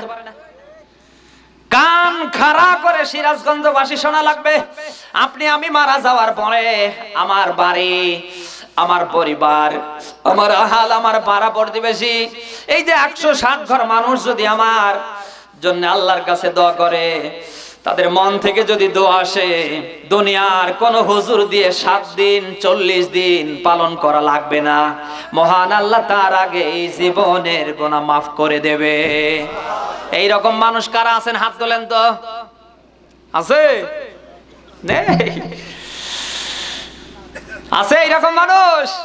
এমনও মানুষ আমরা আছি, মানে আমারে গোটা দুনিয়া হোক, ওর সাথে না হয়।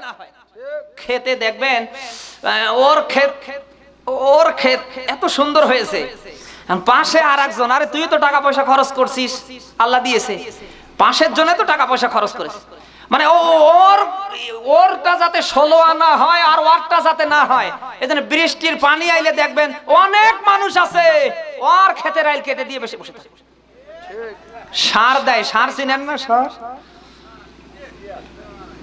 কি মানুষ, মানে ওর গোটা দুনিয়ায় হোক, মানে আর কারো যাতে না হয়, এরকম মানুষ তো এলাকায় নেই। নিজে ভালো হন, আপনার আদর্শ দিয়ে, চরিত্র দিয়ে, আপনার ব্যক্তিত্ব দিয়ে। আপনি যদি পরিবারের কাছে, আপনার সমাজের কাছে আপনি যদি ১ নাম্বার হতে না পারেন, কি নিয়ে যাবেন দুনিয়ায়?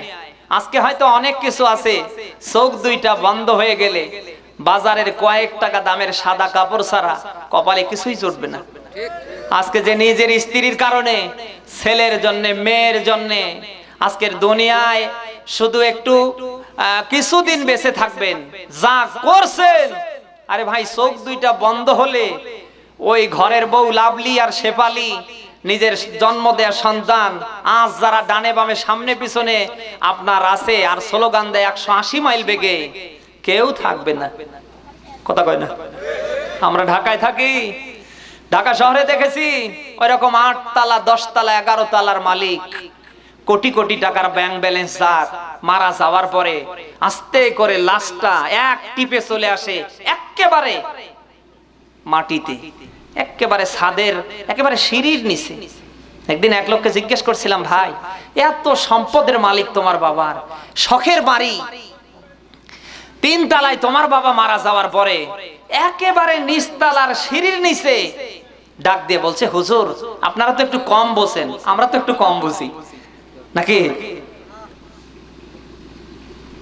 ডাক দিয়ে বলছে, হুজুর আপনারা একটু কম বোঝেন, কারণ আমার বাবা যে ঘরে মারা গিয়েছে বেশিক্ষণ যদি থাকে তাহলে আমার মার ওই ঘরে যেতে ভয় হবে, যেহেতু আমাদের রুমের সাথে রুম, আমাদেরও যেতে ভয় হবে। এই জন্য বিলম্ব না করে তাড়াতাড়ি বের করে ও সিঁড়ির নিচে দিয়েছি, যা কোন দেশে যাবে যা। কিসের অহংকার করেন? কাকে নিয়ে কি করেন? চোখ বন্ধ হয়ে গেলে সব পরে থাকবে, শুধু যাওয়া লাগবে আপনাকে। কি নিয়ে যাবেন?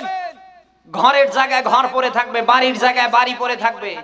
আজকে ঠান্ডার জন্য যে ল্যাপ তোশক কম্বল, এত সুন্দর বিছানা বেড সব পরে থাকবে, এত ঠান্ডা কেউ বসবে যে এখন দেওয়ার দরকার নাই, কালকে দিনের দুপুরে 12টার পরে রোদ উঠলে গোসল দিব, এই কথা কয় না?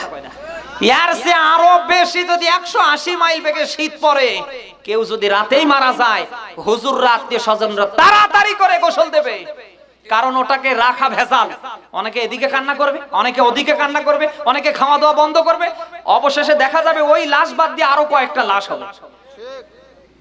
এই জন্য মানুষ মারা গেলে তাড়াতাড়ি মানুষ আমরা ওকে দাফন করার চেষ্টা করি। কি নিয়ে যেতে পারবেন? আর বা কি নিয়ে যাবেন? আপনার মা থেকে, বাবার থেকে, পূর্বপুরুষদের থেকে শিক্ষা নেন, কিচ্ছু নিয়ে যেতে পারবেন না, যেহেতু শুধু আপনাকে একা যাওয়া লাগবে। দুনিয়ার জীবনের পরে আর একটা জীবন আছে, তার নাম, কথা কয় না, এই তার নাম কি? আল্লাহ দিয়েছেন বাল তুসিরুনাল হায়াতাদ দুনিয়া, তোমরা বরং দুনিয়াকে প্রাধান্য দিচ্ছ, অথচ দুনিয়ার তুলনায় আখিরাত অনেকটা, দেখতে দেখতে দুনিয়া শেষ, কিন্তু আখিরাতের জীবন একবার শুরু হলে আর শেষ। কি করছেন একটু বার চিন্তা ভাবনা করেন, আপনার কষ্ট পেলেন? আমার ভাইরা যে কথা বলছিলাম, আল্লাহর আদালতে ওই দিন ভাইবা বোর্ডে আমার আল্লাহ 5টা প্রশ্ন করবে। 2 নম্বরে আল্লাহ ডাক দেবে, ওয়াং শাবাবিহি ফিমা আবলা, ও বান্দা তোমার যৌবনকাল তুমি কেমনে কেটেছো? আজ যদি দুনিয়ায় যৌবনকাল পাওয়ার পরে দেহে শক্তি আছে না নেই? আজকের দিন যায় ভালো, রাত যায় ভালো, আগামীকাল সকালে আপনি অসুস্থ হবেন না, এর কোনো গ্যারান্টি আছে? যায় দিন ভালো, আসে দিন মন্দ, কথা বলে না কেন? পৃথিবীতে সব কিছুর গ্যারান্টি আছে, ওয়ারেন্টি আছে, কিন্তু আমাদের কোনো গ্যারান্টি ওয়ারেন্টি, কখন কোন সময় কে মারা যাবে, এখান থেকে বাড়িতে যেতে পারবো, আমি আগামীকাল দিনাজপুরে প্রোগ্রাম ধরতে পারবো, কোনো গ্যারান্টি এই আছে? সব কিছুর গ্যারান্টি হয়, ওয়ারেন্টি হয়, কিন্তু মরণের কোনো ওয়ারেন্টি গ্যারান্টি। এই জন্য ভাইরা, যেহেতু আল্লাহর আদালতে কিয়ামতের ময়দানে আল্লাহ যেহেতু তার ভাইবা বোর্ডে 5টা প্রশ্নের 2 নম্বর প্রশ্ন করবে, ও বান্দা তোমার যৌবনকাল তুমি কেমনে কেটেছো? যৌবনকাল শেষ হয়ে যাওয়ার পরে বৃদ্ধা বয়সে আমরা যত ইবাদত করি না কেন, ওটা আল্লাহ কবুল করতেও পারে, নাও পারে, কথা বলে না কেন?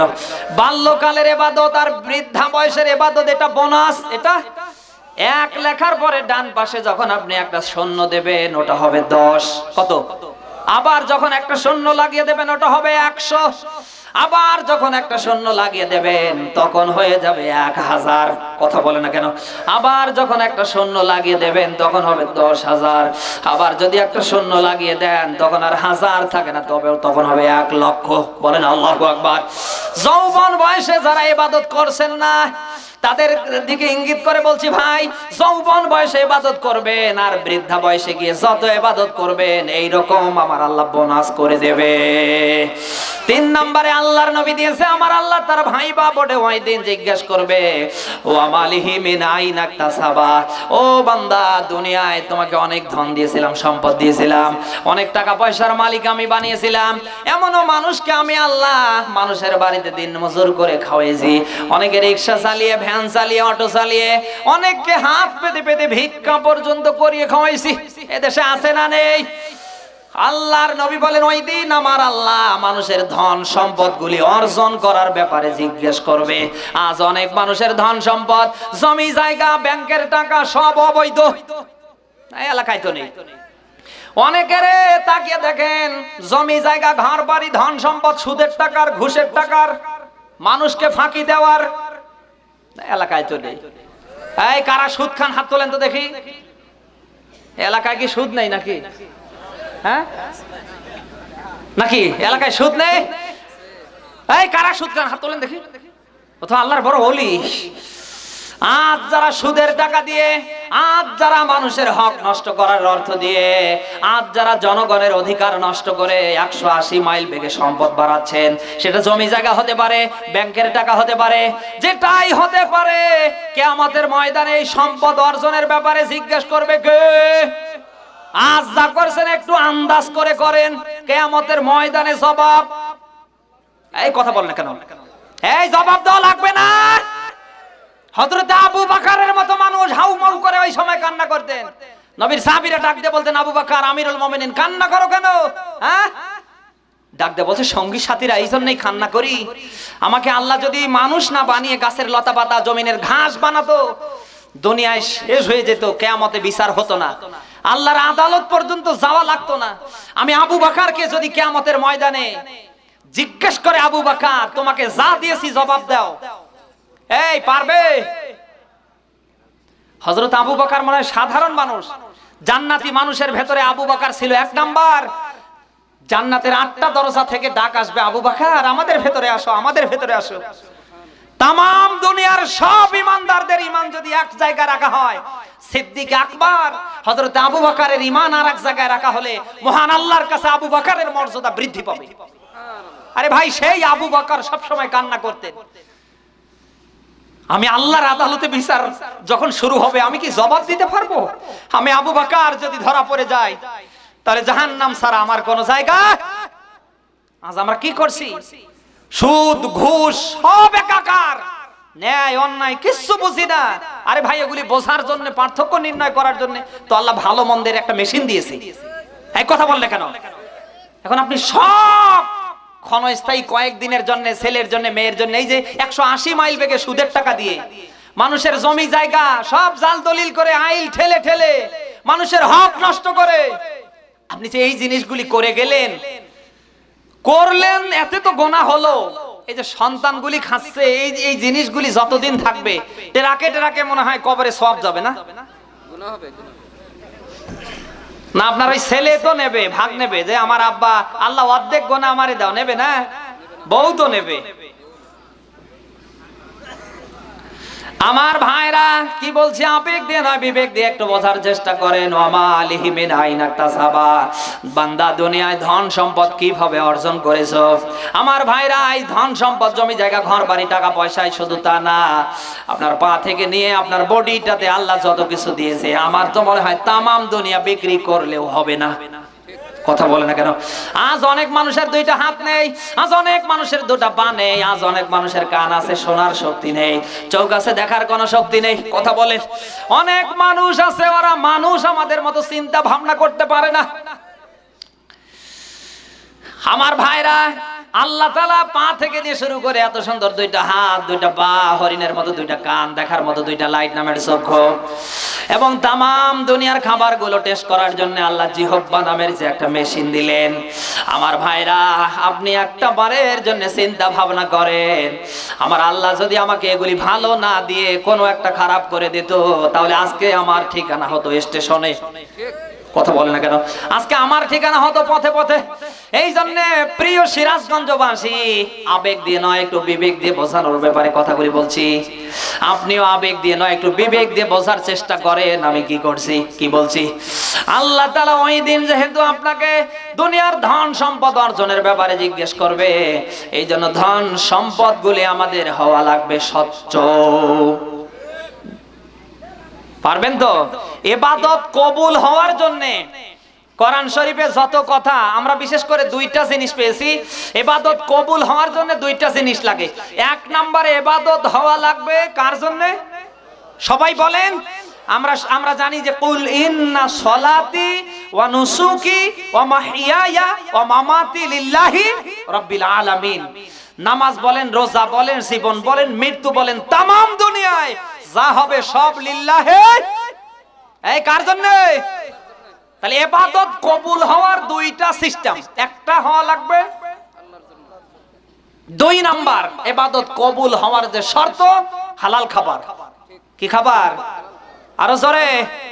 সুদের টাকায়, ঘুষের টাকায়, মেয়েকে ফাঁকি দেওয়ার টাকায়, ইয়াতিমের হক নষ্ট, জনগণের হক নষ্ট করার অর্থ দিয়ে শরীরে যদি জাররা পরিমাণ আপনার রক্ত তৈরি হয়ে যায়, এটা থাকাকালীন সময় একটা সেজদা আল্লাহ কবুল করে না, কিয়ামত পর্যন্ত হায়াত পেলেও করবে না। আর যারা সুদের জমজমাট ব্যবসা করে, আর যারা ইয়াতিমকে ঠকিয়ে, আর যারা অপরের উপরে জুলুম নির্যাতন করে 180 মাইল বেগে যারা ভালো কিছু খাচ্ছে, এদের নামাজ হচ্ছে? এরা কাবায় গিয়ে মারা গেলেও তাও আল্লাহ এদেরকে জাহান্নামে দেবে। আর আমার দেশে ম্যাক্সিমাম হক নষ্ট করার জম, অবৈধ সম্পদ অর্জনকারী ব্যক্তিরাই দেখবেন যে ম্যাক্সিমাম মসজিদের সামনের কাতারে হয় যায় নামাজ, নতুবা চেয়ার নিয়ে বসে থাকে। এত এলাকায় তো নেই, সব আসমানে ফেরেশতা নিয়ে গেছে। ধন আছে, সম্পদ আছে, একটু হিসাব নিকাশ করে আজকের রাতের বেলায় বালিশে মাথা দেওয়ার সময় একটু চিন্তা করবেন আমি কি করেছি। হক পৃথিবীতে দুইটা, একটা আল্লাহর আর একটা তার। আল্লাহ ইচ্ছে করলে গফুর, গফফার, রহিম এবং রহমান, আল্লাহর অসংখ্য সিফতি নাম আছে। যেহেতু আল্লাহ তার বান্দার উপরে মায়ের চেয়ে বেশি দয়ালু, মায়ের চেয়ে বেশি দয়ালুকে 99 ভাগ মোহাব্বত আল্লাহর কাছে, আর 1 ভাগ তামাম দুনিয়ায় আল্লাহ ছড়িয়ে দিয়েছে। 99 ভাগ মোহাব্বত যে আল্লাহর কাছে আছে, ওই আল্লাহ তার বান্দার বান্দিকে অবশ্যই ভালোবাসে। আল্লাহর টার্গেট জাহান্নামে দেওয়া না, আল্লাহর টার্গেট ক্ষমা করা। এই জন্য গফুর আর গফফার নামের ওসিলায়, রহিম এবং রহমান নামের ওসিলায় আল্লাহর অশেষ রহমতে তিনি ইচ্ছা করলে তার হক থেকে বান্দাকে বাঁচিয়ে দিতে পারে। এই কথা শুনতেছেন? 2 নম্বর হক হলো মানুষের।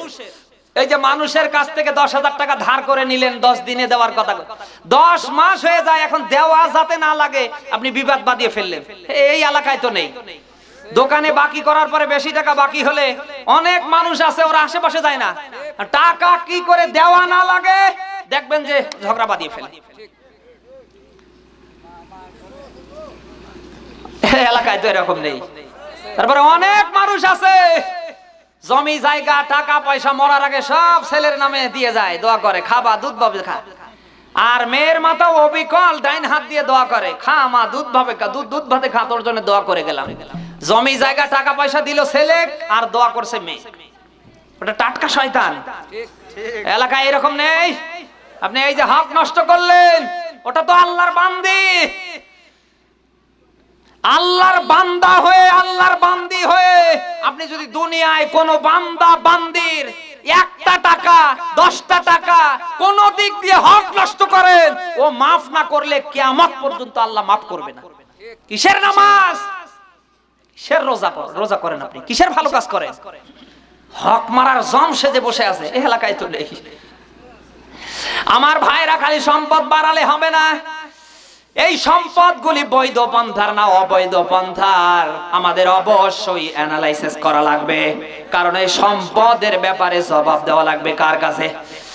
ওয়াফিমা আনফাকাহু ওয়া মাযা, ব্যয়ের ব্যাপারে কিয়ামতের ময়দানে আল্লাহর আদালত নামক ভাইবা বোর্ডে ওই দিন আমার আল্লাহ ধরবে, ডাক দেয়া বলবে, ও বাবা, দুনিয়ার ময়দানে অনেক ধন দিয়েছিলাম, সম্পদ দিয়েছিলাম, এই ধন সম্পদগুলি কোথায় ব্যয় করেছো আমারে বলো।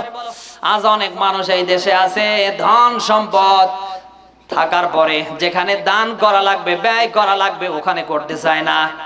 এরকম মানুষ আছে না নেই? কোরআনের মাহফিল হবে, ওর কাছে গেলে টাকা তো দেবেই না, বরং আরো উল্টা পাল্টা মাসালা দেয়। এই এলাকায় তো এইরকম বড় লোক নেই। মসজিদের সভাপতি অনেক মানুষ আছে দেশে, মা দুর্গা পূজা, মা কালী পূজারও সভাপতি। আবার মাঝে মাঝে মমতা জাফার মতো ম্যাডামরা নাচ দিতে আসলে ওখানকারও প্রধান অতিথি। এই কথা কয় না? আপনার ধন আছে, সম্পদ আছে, জন্যই যেখানে সেখানে ব্যয় করবেন না। কারণ ধন সম্পদ ব্যয়ের ব্যাপারে কিয়ামতের ময়দানে জবাব দেওয়া লাগবে কার আদালতে? ইয়াসালুনাকা মাযা ইউনফিকুন কুল মা আনফাকতুম মিন খায়র ফালিল ওয়ালিদাইনি ওয়াল আকরাবিন ওয়াল ইয়াতামা ওয়াল মাসাকিন ওয়া বনিস সাবিল।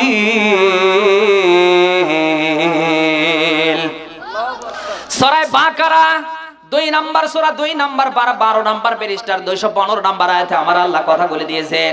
ওই সময় তার নবীকে ডাক দিয়ে বলছিলেন, হে নবী, দুনিয়ার মানুষের ধন সম্পদ আছে, তারা আপনাকে জিজ্ঞেস করবে কোথায় ব্যয় করব। সর্বপ্রথম ব্যয়ের নীতিমালা আমি আল্লাহ দিলাম। ধন সম্পদ থাকলে যেখানে সেখানে ব্যয় করা যাবে না, আগে ব্যয় করা লাগবে ফালিল ওয়ালিদাইন, মা বাবার পেছনে। মা বাবা আছে না নেই? আজ অনেক মানুষ আছে, আমরা ধন সম্পদ আমাদের অনেক আছে, অনেক ইনকামের সোর্স আল্লাহ তৈরি করে দিয়েছে। নিজের স্ত্রীর পেছনে, ছেলের পেছনে, মেয়ের পেছনে, তামাম দুনিয়ার মোড়ে মোড়ে আমরা অর্থ ব্যয় করতে পারি। কিন্তু মা বাবা বৃদ্ধা হয়ে গিয়েছে, মা বাবা অসুস্থ, অসহায়, 10টা টাকাও আমরা ব্যয় করতে পারি না অনেকে। এরকম ছেলে পেলে তো নেই। দুনিয়ায় যদি সম্পদ পেতে চান, দুনিয়ায় যদি ইজ্জত পেতে চান, অবশ্যই অবশ্যই মা বাবা থাকলে তার পেছনে খরচ করা লাগবে। মা বাবার পেছনে যদি আপনি খরচ করেন, আপনার লাভ হবে 2টা। 1 নাম্বার হক আদায় হয়ে যাবে, 2 নাম্বারে মা বাবার পেছনে খরচ করার সওয়াব আল্লাহ আমলনামায় দেবে। অথচ এই দেশের মানুষ মা বাবার পেছনে খরচ করতে চায় না। অথচ নতুন নতুন আব্বা বানিয়েছে, যেমন এই যে 18 এক আব্বা আছে। এই কথা কয় না? শরীয়তপুরে এক আব্বা আছে, আব্বার নাম ন্যাংটা আব্বা। সুবহানাল্লাহ। আমার দেশে এরকম আব্বার দরবার আছে না নেই? এই বলে ন্যাংটা বাবা, আগলা বাবা, পাগলা বাবা, কত বাবা। নিজের বাবা না খেয়ে মারা যায়, নিজের বাবা ঠান্ডায় না খেয়ে অসুস্থ অবস্থায় একটা শীতের বস্ত্র পায় না, ঠান্ডায় কাতরাতে কাতরাতে বিভিন্ন রোগ ব্যাধিতে আক্রান্ত হয়ে ঘরে বসে আছে। শয়তান কোনোদিন তার দিকে নেক নজর দেয় না। অথচ টাকা পয়সা এমনকি ঘরের বউ পর্যন্ত বাবার দরবারে নিয়ে যায়। এই এলাকায় কারা আছেন হাত তোলেন তো? এই শয়তান কিসের বাবা? ইসলামে ওই সমস্ত বাবা তাবা জায়েজ। নিজের মা বাবা মক্কা মদিনা, ওটা আপনার জন্য জান্নাত আর জাহান্নাম। যতবার মা বাবার দিকে তাকাবা, আল্লাহর মক্কা মদিনায় তাকানোর সওয়াব দেবে কে? নেক নজরে কেউ যদি একবার মায়ের দিকে তাকায়, আল্লাহর নবী দিয়েছে একবার কবুল হজ্জের সওয়াব আল্লাহ আমলনামায় দেবে। আজ তো অনেকেই আমরা হজ করে আসছি, বিভিন্ন সুদের টাকা, ঘুষের টাকা, মানুষের হক নষ্ট করার। এই কথা কয়টা? এই হজ না কবুল হজ। ওই সময় সাহাবী প্রশ্ন করছিলেন, হে রাসূল, আমি যদি 99 বার মায়ের দিকে বাবার দিকে তাকাই, আল্লাহর নবী বলেন আমার আল্লাহ 99 বার কবুল হজ্জের সওয়াব তোমার আমলনামায় দেবে। এই ওই মা বাবা আছে তো? হ্যাঁ। এরপরে আমার আল্লাহ দিলেন ওয়াল ইয়াতামা, যারা ইয়াতিম। এদেশে ইয়াতিম আছে না নেই? তিরমিজি শরীফের হাদিস, আল্লাহর নবী দিয়েছেন, দুনিয়ায় যদি কেউ ইয়াতিমের মাথায় হাত বোলায়, ওর হাতের নিচে যত লোম পড়বে, প্রত্যেকটা লোম কূপের বিনিময়ে আমার আল্লাহ একটা করে নেকি আমলনামায় দান করবে। এরকম ইয়াতিম অনেকের আছে, অনেকে আছে না নেই? অনেকের মা আছে বাবা নেই, অনেকের মা আছে বাবা নেই, অনেকের মা বাবা দুইটাই নেই। তাকিয়ে দেখেন ওর খাওয়ার সমস্যা, তাকিয়ে দেখেন পোশাকের সমস্যা, ওর চিকিৎসার সমস্যা, নানা কায়দায় গোটা দুনিয়াটা, যার মা বাবা নেই, গোটা দুনিয়াটা তার জন্য অন্ধকার। কথা বলে না কেন? আমাদের কোন সমস্যা হলে ডাক দিয়ে বলি মা, কাছে যেতে না বলে ফোন দিয়ে বলি মা আমি বড় বিপদে পড়েছি, একটু দোয়া কর। বাবাকে আর্তনাদ করে ডাক দিয়ে বলি, বাবা আমার জন্য একটু দোয়া কর। যার মা নেই, যার বাবা নেই, ও কি বলবে? এর বাড়িতে যাবে, ওর বাড়িতে যাবে, সবাই মাকে মা বলে ডাকে, সবাই বাবাকে বাবা বলে ডাকে, ও খালি দেখে, কোথাও কিচ্ছু বলতে পারে না। অবশেষে একেবারে রাতের গভীরে একেবারে নিধোয়া জায়গায় চোখের পানি দুইটা ছেড়ে সেজদায় পরে ডাক দিয়ে বলে, রব্বুল আলামিন আমার কপালে গিয়েছিল। এই সমস্ত ইয়াতিম যেখানে আছে, আপনি পারলে তার জন্য একটা জামা কিনে দেন, পারলে তার জন্য ঔষধ খাবার ব্যবস্থা করে দেন, ভালো ভালো খাবার আপনার সন্তানকে নিয়ে এসে খাওয়ান। ওর যদি বাবা থাকতো ওকে খাওয়াতো, ওর যদি মা থাকতো ওর মা ওকে খাওয়াতো। আপনি যদি পারেন আগামীকাল আপনার সন্তানের পাশাপাশি ওই সমস্ত ইয়াতিমদেরকে আপনি যদি সাহায্য সহযোগিতা করতে পারেন, আমার আল্লাহর আরশটা ধন্য হয়ে যাবে। তাহলে সম্পদ আছে জন্যই যেখানে সেখানে ব্যয় করা যাবে। কথা না বলে বুঝি কি করে ভাই? এই যাবে। তাহলে 2 নম্বরে আল্লাহ দিয়েছেন ব্যয় করা লাগবে ইয়াতিমদের পেছনে। 3 নম্বরে ওয়াল মাসাকিন, সাকানা ইয়াসকুনু থেকে এসেছে, যাদের বসত বাড়ির মানে বাড়ি ভিটা নেই, এমন মানুষ আছে না নেই? অনেক মানুষ এই বাংলার মাটিতে আছে যাদের ঘর করে রাখার মতো 1 শতক 2 শতক জায়গা নেই। আপনার এই যে কোটি কোটি টাকা, লক্ষ লক্ষ টাকা, শত শত বিঘা জমি আপনি কি করবেন? কবরে নিয়ে যেতে পারবেন না। ব্যয়ের ব্যাপারে যেহেতু আল্লাহর আদালতে ওই দিন জিজ্ঞেস করবে আমার আল্লাহ, সেদিন যেহেতু জবাব দেওয়াই লাগবে। দুনিয়ার যেখানে সেখানে ব্যয় করলে হবে না, যারা মিসকিন তাদের পিছনে আপনার ব্যয় করা লাগবে। এই কথা শুনতেছেন? এরপরে ওয়াল আকরাবিন, নিকটতম আত্মীয় স্বজন যারা এলাকায় অনেক ধনী আছে, বড় লোক আছে, নিজের আত্মীয় স্বজন গরিব দেখে তাদের দিকে তাকায় না, ও লজ্জা পায়। এই কথা কয় না।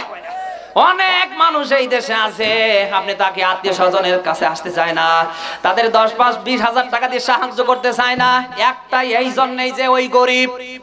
কথা কয় না। অথচ ওর ধন সম্পদের অর্থ, ওর টাকা পয়সা, ওর ব্যাংক ব্যালেন্স থেকে যে অর্থ অনেকে আছে এ দেশ থেকে বিভিন্ন দেশে, এই জেলা থেকে বিভিন্ন জেলায় ট্রান্সফার করে। এরকম তো এলাকায় নেই। যারা এই কায়দা করছেন তাদের জবাব দেওয়া লাগবে। নাসাই শরীফের হাদিস আল্লাহর নবী দিয়েছে, কেউ যদি দুনিয়ায় নিকটতম আত্মীয় স্বজনদের মাঝে দান করে, সদকা করে, 2টা পুরস্কার আল্লাহ দেবে, তার 2টা লাভ হবে। 1 নাম্বার তাদের হক আদায় হয়ে গেল, 2 নম্বরে তাদেরকে দান করলে যে সওয়াব ওটাও আল্লাহ আমলনামায় দিয়ে দিল। তাহলে নিকটতম আত্মীয় স্বজন আগে না বরিশালের মানুষ আগে? এই কথা কয় না। টাকা পয়সা সম্পদ আছে জন্য যেখানে সেখানে ব্যয় করবেন কি? এরপরেও যেখানে সেখানে ব্যয় করবেন? হ্যাঁ আমার ভাইরা, এরপরে আপনি সাবিল পথচারী মুসাফির, যারা পথচারী মুসাফিরদের ভেতরে মুফাসসিরিনে কেরাম ব্যাখ্যায় নিয়ে এসেছে, দুনিয়ায় যারা মুসাফির বিভিন্ন জায়গা থেকে এসেছে, পথে টাকা নেই, বাড়িতে ফেরবে অর্থ নেই, এমন মানুষ আছে না নেই? বর্তমান সময় জেলখানায় যারা আল্লাহর কোরআন, আল্লাহর ইসলাম সমাজের রাষ্ট্রে ওই জায়গায় পৌঁছাতে গিয়ে, ওই পক্ষে কথা বলতে গিয়ে যার জেলখানায় পড়েছে, অনেকের তাকিয়ে দেখেন টাকা নেই, পয়সা নেই। টাকা পয়সা থাকলে অলরেডি বের হয়ে যেত। আপনার টাকা যদি থাকে, পয়সা যদি থাকে, অর্থ যদি থাকে, অবশ্যই অবশ্যই ওই সমস্ত জেলখানায় আমার মতো টুপিওয়ালাদেরকে অর্থ দিয়ে বের করা লাগবে। এই পারবেন? অনেকে রাগ করে বসে আছে নাকি? শেষ করে দেই নাকি? তাহলে আল্লাহর আদালতে আল্লাহ তার ভাই বাবাকে কয়টা প্রশ্ন করবে? 4 নম্বরে ব্যয়ের ব্যাপারে, এই জন্য যেখানে সেখানে ব্যয় করা যাবে না। 5 নম্বরে আল্লাহর নবী দিয়েছে আমিলা ফি মা আলিম, রাহু তিরমিজি, আপনার বিবেকের উপরে, জ্ঞানের উপরে যতটুকু আপনি দুনিয়ায় আমল করবেন, ওটা সব মানুষ যাতে দুনিয়ায় আমল করতে পারে ওই চেষ্টা আপনাকে করা লাগবে। বুখারী শরীফের হাদিস, হযরত আব্দুল্লাহ ইবনে আমের থেকে হাদিসটি এসেছে, আল্লাহর নবী দিয়েছে বাল্লিগু আন্নি ওয়ালাউ আয়া। নবী বলেন একটা আয়াত। আয়াত বলতে কিসের আয়াত? কথা কয় না। এই কথা কন না কেন ভাই? একটা আয়াত হলেও, একটা বাক্য হলেও যদি আপনি জানেন, এটা যদি ভালো হয়, অবশ্যই অন্যের কাছে পৌঁছে দেওয়া লাগবে। ভালো মন্দের জ্ঞান আমাদেরকে দিয়েছে, আমাদের সবারই কাজ হবে দুনিয়ার ভালোটা গ্রহণ করা।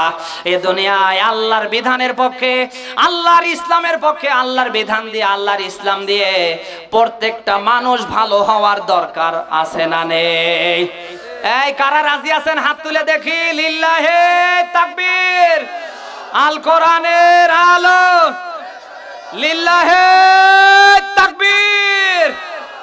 পারবেন? আজকে ইসলাম যদি আমাদের সমাজে থাকতো, ইসলাম যদি আমাদের রাষ্ট্রে থাকতো, আছে তো ও শুধু খাতা কলমে, এই কথা কয় না।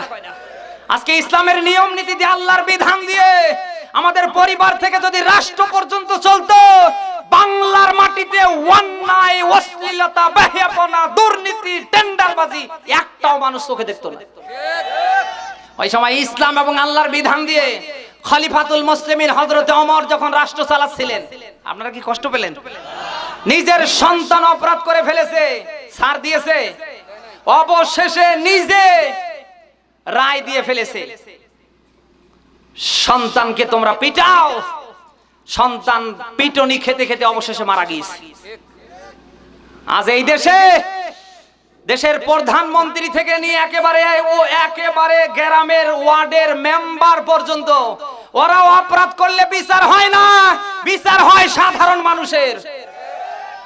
আজকে এই দেশে প্রধানমন্ত্রী থেকে যারা দায়িত্বে আছে, একেবারে ওয়ার্ড পর্যায়ের গ্রামের কথা পর্যন্ত বলছি, তারা যদি খলিফাতুল মুসলিমিন ওমরের মতো আদর্শ নিয়ে ইসলামের জন্য, আল্লাহর কোরআনের জন্য, আল্লাহর দিকে তাকিয়ে দায়িত্ব পালন করে, বাংলার মাটিতে অন্যায় হবে, অন্যায় করবে কোন বাবার সন্তানের শক্তি হতো না। আজকে ওরা অন্যায় করলে কিছু নেই। আমার মতো মৌলবি কোরআনের পক্ষে, কোরআনের সমাজ, কোরআনের রাষ্ট্র গঠনের পক্ষে কথা বললেই আমার অপরাধ। কথা কয় না?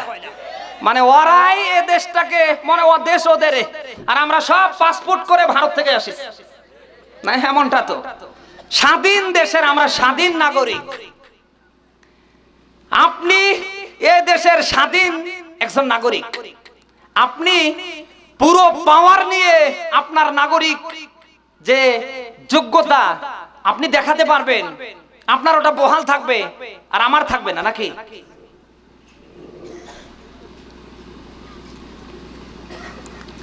বিনয়ের সাথে বলছি, আল্লাহর জমিনে যদি ইসলাম দিয়ে, আল্লাহর বিধান দিয়ে আগামী কাল থেকে সমাজ ও রাষ্ট্র পরিচালনা হয়, বাংলার মাটিতে কোনো অভাব থাকবে না।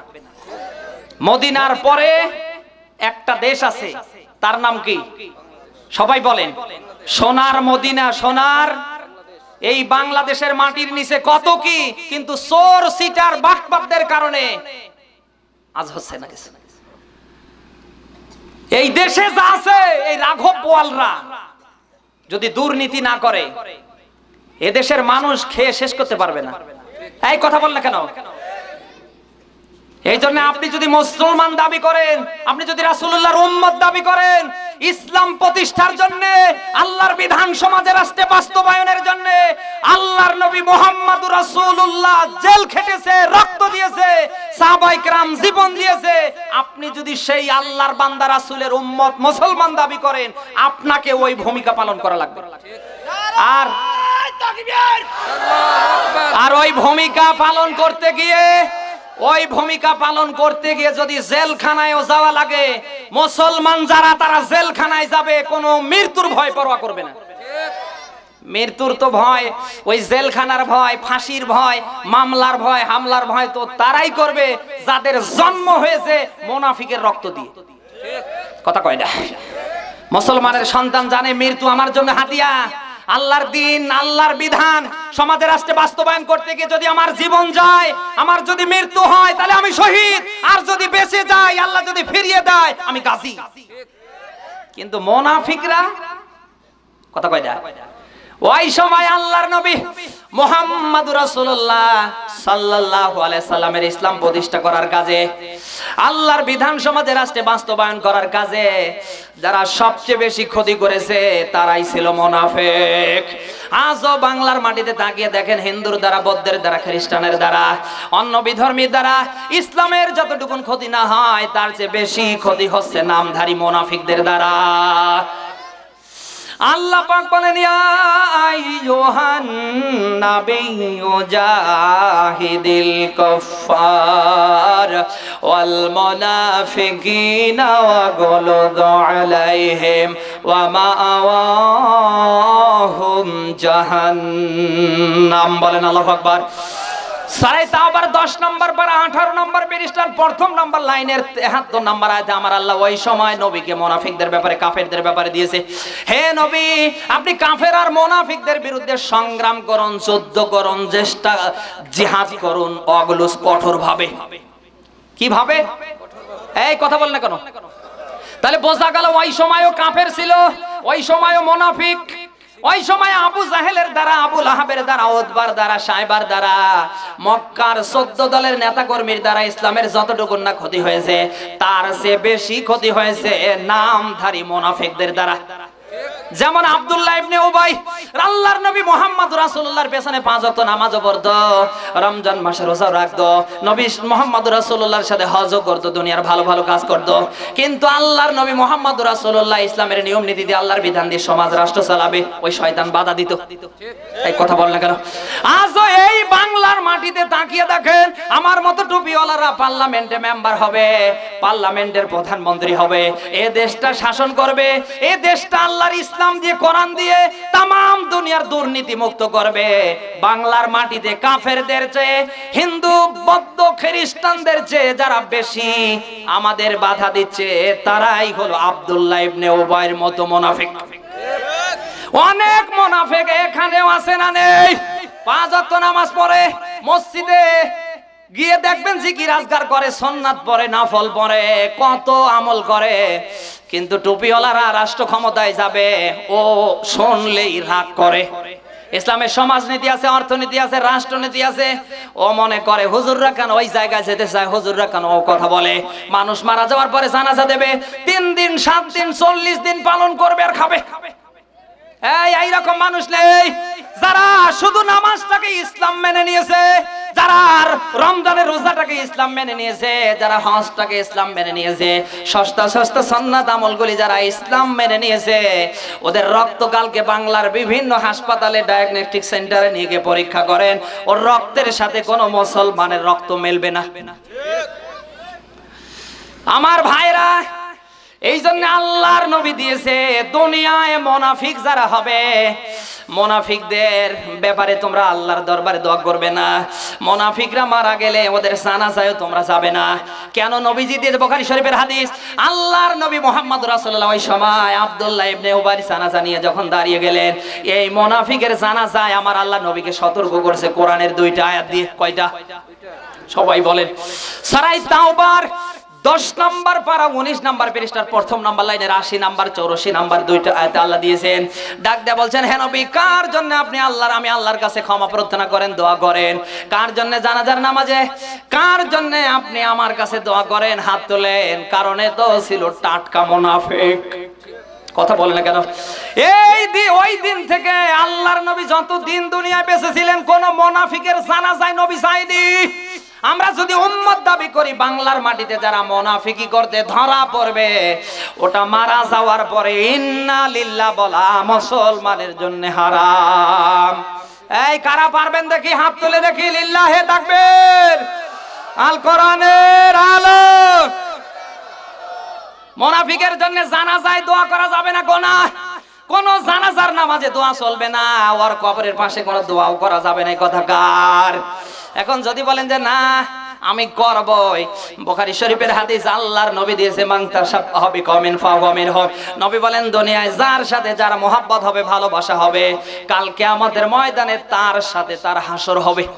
আপনি কি চান যে কিয়ামতে এই মুনাফিকের সাথে আপনার জাহান্নামে? এই কারা যাবেন? হাত তোলেন দেখি।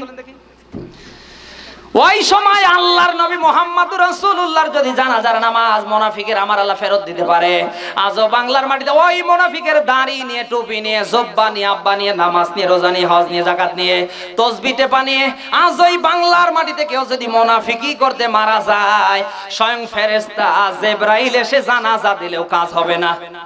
কথা বল না কেন? এই মুনাফিকদেরকে আলিফের মতো সোজা করার সিস্টেম নেই, এই নেই। কিন্তু আমরা পারি না কেন?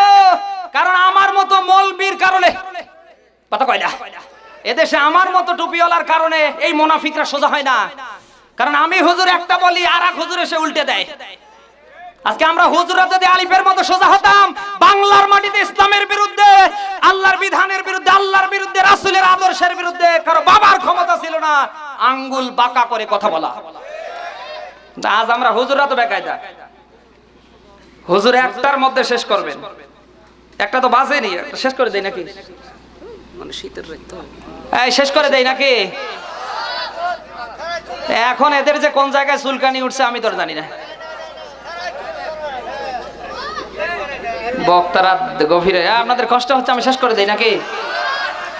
আজ এই আলিফের মতো আমরা হুজুরেরা যদি সোজা হতাম, বাংলার মাটিতে এই সমস্ত নামধারী আব্দুল্লাহ ইবনে উবাইর টুপি নিয়ে, দাড়ি নিয়ে, জুব্বা নিয়ে, আব্বা নিয়ে, নামাজ নিয়ে, রোজা নিয়ে, হজ নিয়ে, যাকাত নিয়ে হাজারো মুনাফিক মরার পরে কুকুরের মতো, শুকুরের মতো জমিনে পড়ে থাকতো। বাংলার মাটিতে ওদের জানাজায় আসা তো দূরের কথা, মানুষ আরো মাইকিং করতো ওর জন্য, বদদোয়ার জন্য। কথা কয় না? আমরা আজ হুজুরেরা তো সঠিক নেই।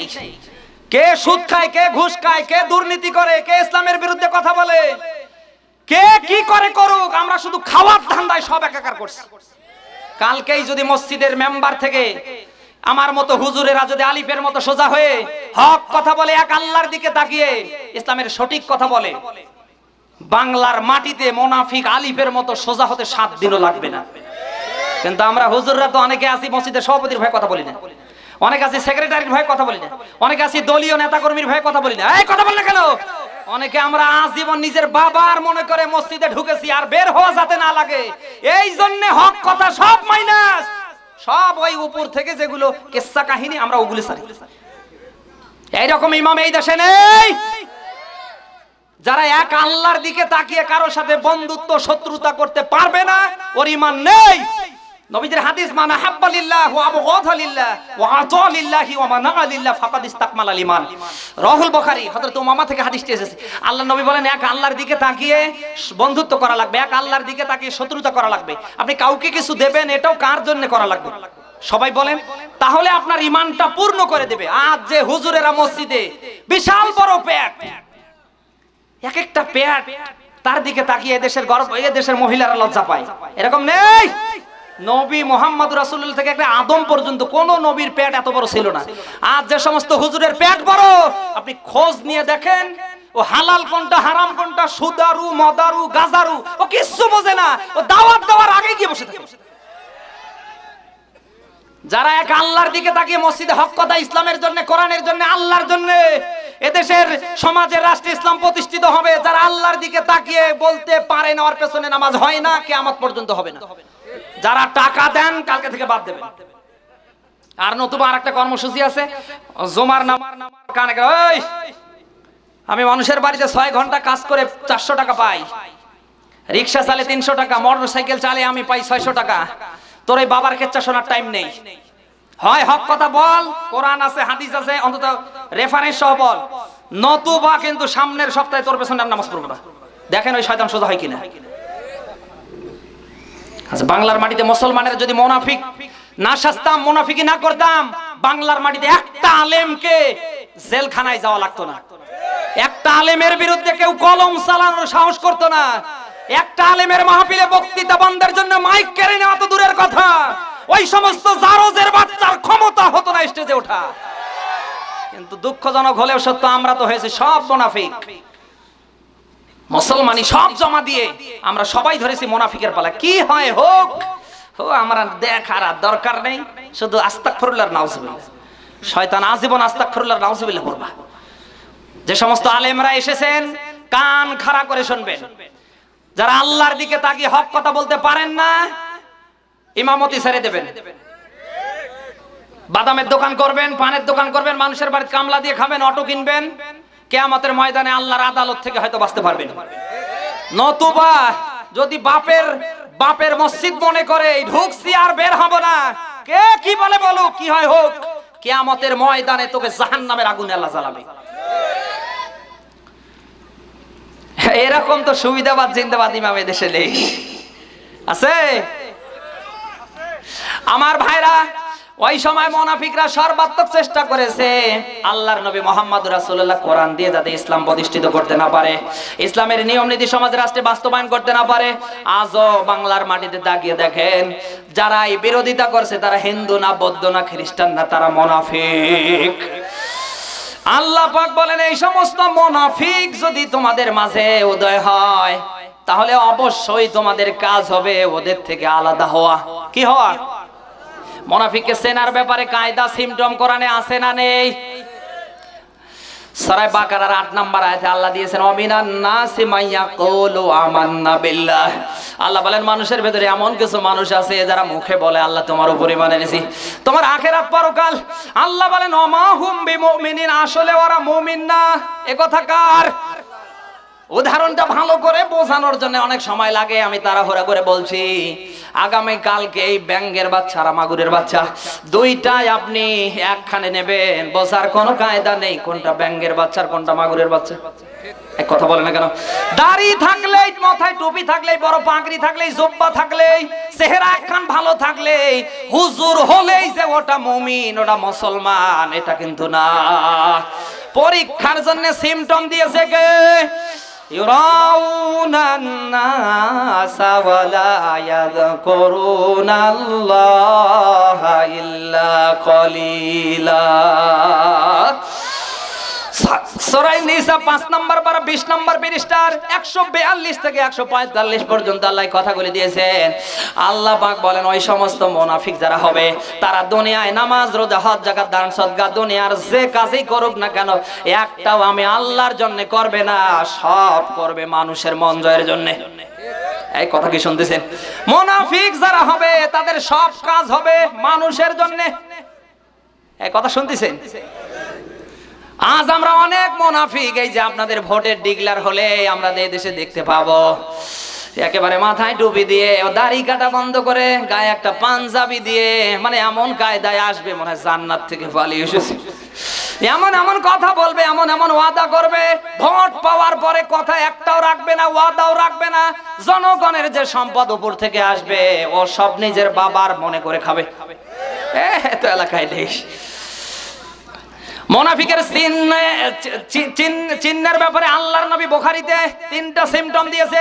ইজা হাদাসা কাযাবা ওয়া ইজা ওয়াদা আখলাফা ওয়া ইজা উতমিনা খান। নবীজি বলেন, 1 নাম্বার যারা দুনিয়া কথায় কথায় মিথ্যা কথা বলবে, যারা ওয়াদার বরখেলাপ করবে, যারা আমানতের খেয়ানত করবে, এই 3 শ্রেণী যারাই হবে তারা হবে টাটকা মুনাফিক।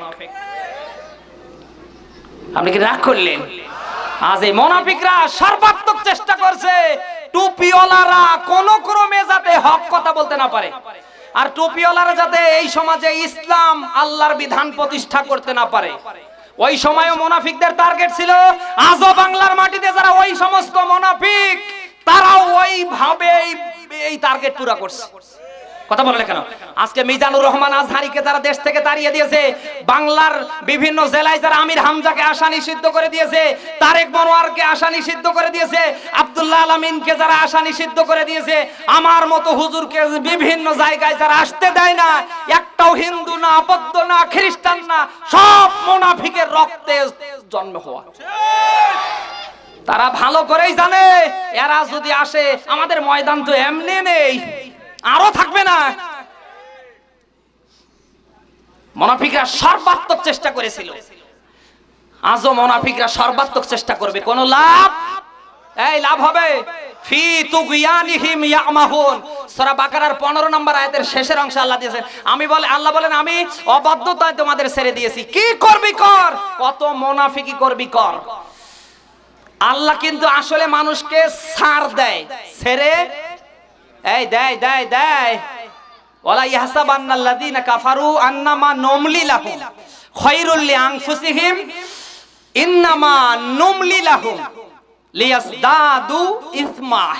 এটা সূরা আলে ইমরানের 178 নম্বর আয়াতে আল্লাহ দিয়েছেন। আল্লাহ বলেন, তোমরা কি মনে করেছো মানুষের উপরে এত জুলুম, অত্যাচার, নির্যাতন করার পরেও তোমাদের কিছু হচ্ছে না? আর হয় না জন্য 180 মাইল বেগে তোমরা ইসলামপন্থী মানুষের উপরে জুলুম, অত্যাচার, নির্যাতন, এমনকি জেলখানায় নিয়ে ফাঁসি দিয়ে মারছো। তোমরা এটাকে পজিটিভ মনে করে 180 মাইল বেগে করো না। ইন্নামা নুমলি লাহুম লিয়াসদাদু ইসমা, আমি আল্লাহ তোমাদের ছাড় দেই ছেড়ে। ওই সময় নমরুদকে ছাড় দিয়েছিল কে? ফেরাউনকে ছাড় দিয়েছিল কে? বাদশা আবরাহকে ছাড় দিয়েছিল কে? আবু জাহেলকে ছাড় দিয়েছিল কে? আল্লাহ কি ছেড়ে দিয়েছে? ওই আল্লাহ এখন আছে না নেই? আল্লাহ যদি ওদেরকে ছেড়ে না দেয়, বাংলার মাটিতে আজও যারা নব্য, নমরুদ নব্য, ফেরাউন নব্য, আবু জাহেল নব্য, বাদশা আবরাহা, বাচ্চা সাদ্দাতের মতো যারা এই বাংলার মাটিতে মুনাফিকি করছে, মানুষের উপর জুলুম অত্যাচার 180 মাইল বেগে করছে, আমার আল্লাহ ওদের মতো এদেরকেও ছেড়ে দেবে না, দেবে না। কোরআন শরীফ আল্লাহ দিয়েছে, ইন্নাল্লাযীনা ইউহাদ্দুনাল্লাহা ওয়া রাসূলাহ কুবিতু কামা কুবিতাল্লাযীনা মিন ক্বাবলিহিম ওয়া ক্বাদ আনসালনা আয়াতিম বায়িনাত। বলেন আল্লাহু আকবার। সূরা মুজাদালা 58 নম্বর সূরা 28 নম্বর পারা প্রথম নম্বর পৃষ্ঠার 5 নম্বর আয়াতের অংশ আল্লাহ দিয়েছেন। আল্লাহ বলেন, নিশ্চয় যারা আমি আল্লাহর বিরুদ্ধে, আমার রাসূলের বিরুদ্ধে যারা অবস্থান নেবে, আমার আল্লাহ বলেন আমি আল্লাহ কুবেতু তাদেরকে লাঞ্ছিত করব, তাদেরকে অপমান করব। এই কথা কার? ওই সময় যারা নিয়েছিল, নমরুদ বলেন, ফেরাউন বলেন, বাদশা সাদ্দাত বলেন, আবু জাহেল বলেন, বাদশা আবরাহা বলেন, আমার আল্লাহ প্রত্যেককেই অপমান অপদস্থের সাথে কিন্তু দুনিয়ার থেকে বিদায় করেছে। ফেরাউনকে আমার আল্লাহ মেরেছে নিয়ে পানি দিয়ে, সমুদ্রের কি দিয়ে? কথা বলে। ফেরাউনকে আল্লাহ মেরেছে সমুদ্রের পানি দিয়ে, নমরুদকে আমার আল্লাহ মেরেছে ল্যাংড়া মশা দিয়ে, আবু জাহেলকে আমার আল্লাহ মেরেছে মাজার মাউজের মতো ছোট্ট দুইটা নাবালক বাচ্চা দিয়ে, বাদশা আবরাহাকে আমার আল্লাহ মারিয়েছে আবাবিল এবং ছোট ছোট কঙ্কর পাথর দিয়ে। কথা বলে না কেন? আমার আল্লাহর শত্রু যত বড়, তাদেরকে ধ্বংস করার জন্য আল্লাহর বাহিনী একেবারে তত ছোট। ক্ষমতা আল্লাহর আছে না নেই? ওই সময় ওই সমস্ত বড় বড় জালিমদেরকে আল্লাহ যদি নস্যাৎ করতে পারে, ধ্বংস করতে পারে, কিয়ামতের আগ পর্যন্ত আমার আল্লাহ যদি এটা ইতিহাস রাখতে পারে, আজও বাংলার মাটিতে যারা দুনিয়ার ময়দানে মানুষের উপর জুলুম অত্যাচার নির্যাতন ওদের মতো 180 মাইল বেগে চালিয়ে করছে, খোদার কসম আমার আল্লাহ আছে, ওদের বিচারও করবে। ইসলাম আছে, কোরআন আছে, কথা কার? ইসলাম থাকবে, কোরআন থাকবে, এর হেফাজত করবে কে? আমরা কোরআনে কারিমের সূরা হিজর 9 নম্বর আয়াতে আমার আল্লাহ দিয়েছেন, ইন্না নাহনু নাযালনা যিকরা ওয়া ইন্না লাহু লাহাফিজুন। বলেন আল্লাহু আকবার। আল্লাহ বলেন কোরআন নাজিল করেছি আমি, আর হেফাজতের দায়িত্ব সবাই বলেন। তামাম দুনিয়ার সব কোরআনগুলি যদি আপনি আগুন দিয়ে জ্বালিয়ে দেন, পুড়িয়ে দেন, তামাম দুনিয়ার কোরআনগুলি যদি আপনি শেষ করে ফেলেন, পৃথিবীর একটা কোনায় যদি কোরআনের একটা ছাত্র থাকে, হাজার হাজার কোরআন বানানো সম্ভব কিনা? সবাই বলে না কেন? আল্লাহ বলেন ইসলাম আমার, কোরআন আমার। ইসলাম থাকবে, কোরআন থাকবে, এর হেফাজত পৃথিবীর কেউ না করলেও করবে কে? আর আল্লাহর ইসলামের উপরে, আল্লাহর বিধানের উপরে, ইসলামপন্থী মানুষের উপরে, নায়েবে নবীদের উপরে যত জুলুম আসবে, অত্যাচার আসবে, এদেশে তত বেশি ইসলামের বিজয় দেবে কে? সবাই বলেন। বড় হুজুরকে জেলখানায় 2010 সালে নেওয়ার পরে আপনি তাকিয়ে দেখেন, এখন ব্যাঙ্গের ছাতার মতো হাজার হাজার হুজুর তৈরি হয়ে গেছে। আগে চলতো যাত্রা, হাউজি, বিভিন্ন কনসার্ট, কথা বলে, আর এখন সব বন্ধ হয়ে গিয়েছে। এখন সবাই পাগল হয়েছে কোরআনের তাফসীর শোনার। এই বিজয় কার? ইসলামের জন্য, কোরআনের জন্য, আমার আল্লাহর বিধান সমাজে রাষ্ট্রে বাস্তবায়ন করার জন্য নায়েবে নবী, নবীর ওয়ারিসরা যত জীবন দেবে, রক্ত দেবে, তত এই দেশে তাড়াতাড়ি আমার আল্লাহ ইসলামের বিজয় দেবে। ওই আল্লাহ আছে না নেই? আগামীকাল আপনি বাগানে যাবেন বা আপনার বাড়ির যদি তাজা গাছ থাকে, কাঁঠালের গাছ বলেন, আমের গাছ বলেন, নিমের গাছ বলেন, যে কোনো গাছে হোক না কেন, একটা ডাল তাজা কেটে আনবেন। 7 দিন পরে আবার যাবেন, যাওয়ার পরে ওই কাটা জায়গায় নক করবেন। আপনি ডাল কাটলেন একটা, বের হবে দেখবেন একটা না, কম করে হলেও 8টা 10টা। কথা বলে না কেন? মুনাফিকরা চায় আমার মতো টুপিওয়ালার মাহফিল বন্ধ করে দেবে, আমার মতো বক্তার মাহফিল বন্ধ করে দেবে, দেশে আমার ওয়াজ নিষিদ্ধ করবে। মুনাফিকরা চায় আমার মতো টুপিওয়ালাদেরকে জেলখানায় নিয়ে কোরআনের তাফসীর সব বন্ধ করে দেবে, কিন্তু হিতে বিপরীত হবে ওই গাছের ডাল কাটার মতো। আমার মতো একজন আলেমের মাহফিল বন্ধ করে দেবে, হাজার হাজার আমার মতো আলেম তৈরি করবে কে? এক আজহারিকে, এক আমির হামজাকে, এক আব্দুল্লাহ আলামিনকে, এক তারেক মনোয়ারকে, এদেশের শ্রেষ্ঠ মুফাসসিরদের মাহফিল যত বন্ধ করে দেবে, তত আমার আল্লাহ ওই রকম ডালের মতো হাজার হাজার হক কথা বলা ব্যক্তি তৈরি করে দিবে। এটা খেলা কার? আজ ওই সমস্ত মুনাফিকের গোষ্ঠীরা যারা ওতপ্রোত ভাবে বাধা দিয়ে এই সমস্ত ইসলামী আন্দোলনের কর্মীদেরকে দুনিয়া থেকে নিঃশেষ করতে যায়, আল্লাহর বিধান, আল্লাহর ইসলাম সমাজ থেকে, রাষ্ট্র থেকে বিলীন করতে যায়, তাদের অবস্থা হলো চিংড়ি মাছের মতো। এই চিংড়ি মাছ চিনেন আপনারা? এলাকায় চিংড়ি মাছ আছে? আমরা দেখেছি যে যত প্রাণী আছে সব প্রাণীর পেটের ভেতরে পায়খানা থাকার ব্যবস্থা, আর চিংড়ি মাছের পেটের ভেতরে আল্লাহ দেয়নি পায়খানা রাখার ব্যবস্থা, আল্লাহ দিয়েছে ওর মাথার উপরে। এই জন্য চিংড়ি মাছ লাভ দেয় সামনে যাওয়ার জন্য, ওর উল্টো দিকে পিছনে আসে। আজ এই সমস্ত মুনাফিকের বাচ্চারা যারা চায় মুখের বক্তব্যের দ্বারা, মুখের বাণীর দ্বারা, বিভিন্ন নিয়ম নীতি আইন কানুনের দ্বারা এদেশে টুপিওয়ালারা, এদেশে আল্লাহর ইসলাম, আল্লাহর বিধান বাজেয়াপ্ত হোক, তাদের অবস্থা ওই চিংড়ি মাছের মতো। যত টুপিওয়ালার গায়ে হাত দেয়, যত ইসলামের গায়ে আঘাত করে, যত আল্লাহর কোরআনের উপর আঘাত করে, ঢিল ছেড়ে, ওদের অবস্থা ততই হয় চিংড়ি মাছের মতো। পারবা না। ইসলাম, আল্লাহ কোরআন হেফাজত করবে। সবাই বলেন ওই আল্লাহ মনে হয় পারে না। আরে আল্লাহর ক্ষমতা আছে না নেই? এই যে পাঠিয়ে দিয়েছে করোনা আছে না নেই? করোনার শক্তি নেই।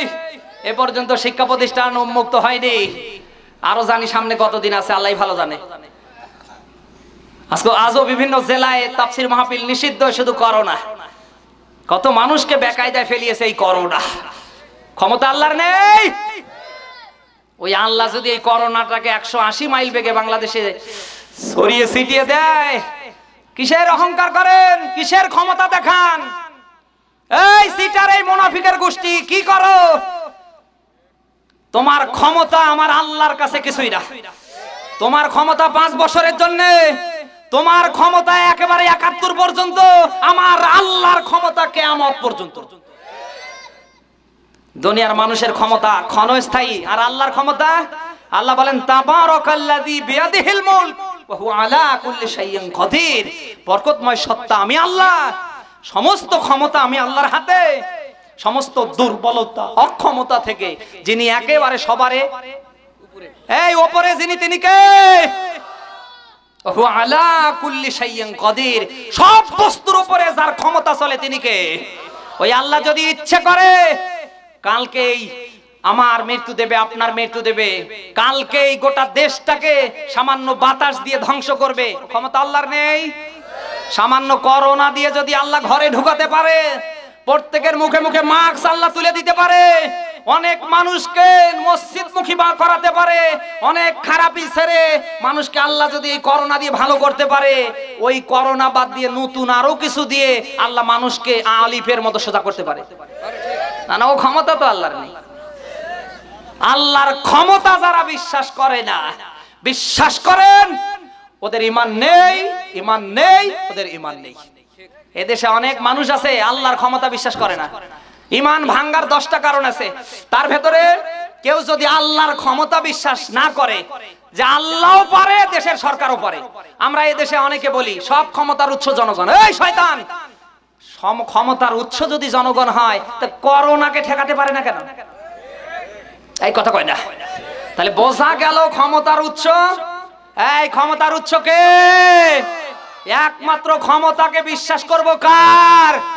এখন যদি বলেন যে না আমার দরকার নেই, আপনি কিন্তু মুমিন না, আপনি মুনাফিক, নতুবা উল্টাটা। কথা কয় না। আমরা অনেকে আল্লাহর ক্ষমতা বিশ্বাস করি না। আমার ভাইরা, সূরা মুলক 67 নম্বর সূরা 29 নম্বর পারা প্রথম নম্বর পৃষ্ঠার প্রথম নম্বর লাইনে এই কথাগুলি আল্লাহ দিয়েছেন।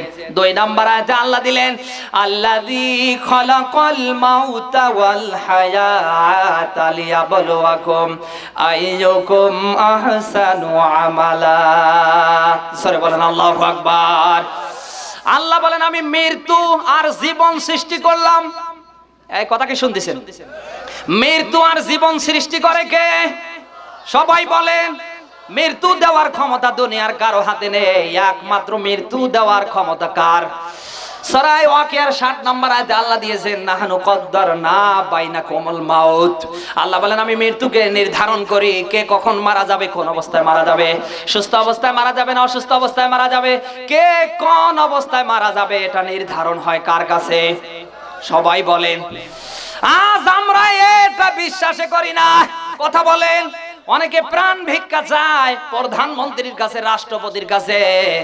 প্রধানমন্ত্রী আর রাষ্ট্রপতি যদি প্রাণ ভিক্ষা দিতে পারে, তাহলে মরার সময় ওই রাষ্ট্রপতি প্রধানমন্ত্রী তো ওদের একনিষ্ঠে আরো থাকে, ওরা দিতে পারে না কেন? এই কথা কয় না। প্রাণ যদি রাষ্ট্রপতি প্রধানমন্ত্রী ভিক্ষা দিতে পারে, তাহলে এই দেশে প্রধানমন্ত্রীর রাষ্ট্রপতি মরে কেন? এই কথা কয় না। তাহলে বোঝা গেল মৃত্যুর ফয়সালা জমিনে হয় না, কোথায়? এই 2 নাম্বার সূরা মুলকের এই আয়াতের ভিতরে অনেকগুলি শিক্ষা আছে আমার আল্লাহ দেওয়ার জন্য এই পাশাপাশি আয়াতটা দিয়েছেন। আল্লাহ বলেন আল্লাযী খালাকাল মাউত, আমি আল্লাহ মৃত্যুকে সৃষ্টি করেছি। মৃত্যুকে আগে আল্লাহ কেন দিলেন? দুনিয়ায় আমরা যারা এসেছি মরা অবস্থায় না জিন্দা অবস্থায়? কথা বল না কেন? মানে বলছে মরা অবস্থায়। আমরা মায়ের পেট থেকে দুনিয়ায় এসেছি জিন্দা অবস্থায় না মৃত্যু অবস্থায়? কিন্তু আল্লাহ আগে মৃত্যুকে কেন দিলেন, হায়াতকে পরে দিলেন কেন? কথা তো ছিল এইভাবে, আল্লাহ তো এইভাবে দিতে পারতো আল্লাযী খালাকাল হায়াতা, এরপরে দিতে পারতো মাউতা। কথা বলে না কেন? যেহেতু মানুষ দুনিয়ায় আগে জীবিত অবস্থায় আসে, কিন্তু আল্লাহ মৃত্যুকে মাউতকে আগে দিলেন কেন? আপনি দুনিয়ায় যত সিটারি করেন, বাটপারি করেন, যত ক্ষমতা নিয়ে 71 61 আপনি কিয়ামত পর্যন্ত থাকেন না কেন, আপনি দুনিয়ায় যত পারেন মুনাফিকি করেন, আপনি করেই যান। আল্লাহ পাক বলেন তোমাকে একদিন না একদিন মরা লাগবে। এই মরা লাগবে না? এই জন্য আল্লাহ সতর্ক করছে। কি করছো? একটা বার আমার কোরআনের দিকে তাকাও, আমার কথাগুলি মেনে নাও। যা করছো একদিন তোমাকে সব ছেড়ে মৃত্যুবরণ করা লাগবে। মরবেন নাকি? হাত তোলেন তো দেখি। ওই মরার ভয় আমাদের আছে? আজ যদি ওই মরার ভয় থাকতো, আমরা আজ হাতের দ্বারা, জবানের দ্বারা আজ আমরা 180 মাইল বেগে মানুষের উপর অত্যাচার, জুলুম, নির্যাতন অবৈধভাবে নিজের মনে করে আমরা ক্ষমতায় থাকার চেষ্টা করতাম না। একটা বার চিন্তা করেন আপনাকে মরা লাগবে। আমরা আল্লাহ তাআলার কাছে দোয়া করছি আল্লাহ যেন আলিফের মতো সবাইকে সোজা করে ইমানের হালতে মুসলমান অবস্থায় মৃত্যু দান করে। জোরে বলেন আমিন। কারণ আমরা যদি ইমানের হালতে মুসলমান হয়ে মারা যেতে না পারি, তাহলে আমাদের ঠিকানা হবে জাহান্নাম। আজ হয়তো মোল্লা মৌলবীদের কথা ভালো লাগে না, ওই দিন শত আফসোস করবেন যে হুজুরটা যা বলে গিয়েছে আমি তা নিয়ে যদি ইসলামের পক্ষে, কোরআনের পক্ষে, আল্লাহর সমাজ এবং রাষ্ট্র গঠনের জন্য ইসলাম দিয়ে আমি চেষ্টা করতাম, তাহলে আজকে জাহান্নামে আসা লাগতো না।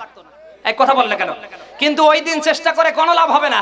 আজকে বলি যে ভালো হন, আজকে বলি ইসলামের পক্ষে আসেন, কোরআনের পক্ষে আসেন, কোরআনের সমাজ এবং রাষ্ট্র গঠনে সর্বাত্মক ভূমিকা পালন করেন, ভালো লাগে না। আপনি এই তেরা বেকা অবস্থায় যদি পড়ে মারা যান, মরার পরে এনার মতো, আমার মতো, এনার মতো হুজুর কিন্তু টান দিয়ে আলিফের মতো সোজা করে কবরে দেবে। হ্যাঁ, আর ওই দিন দিয়েও কোনো কাজ এই হবে।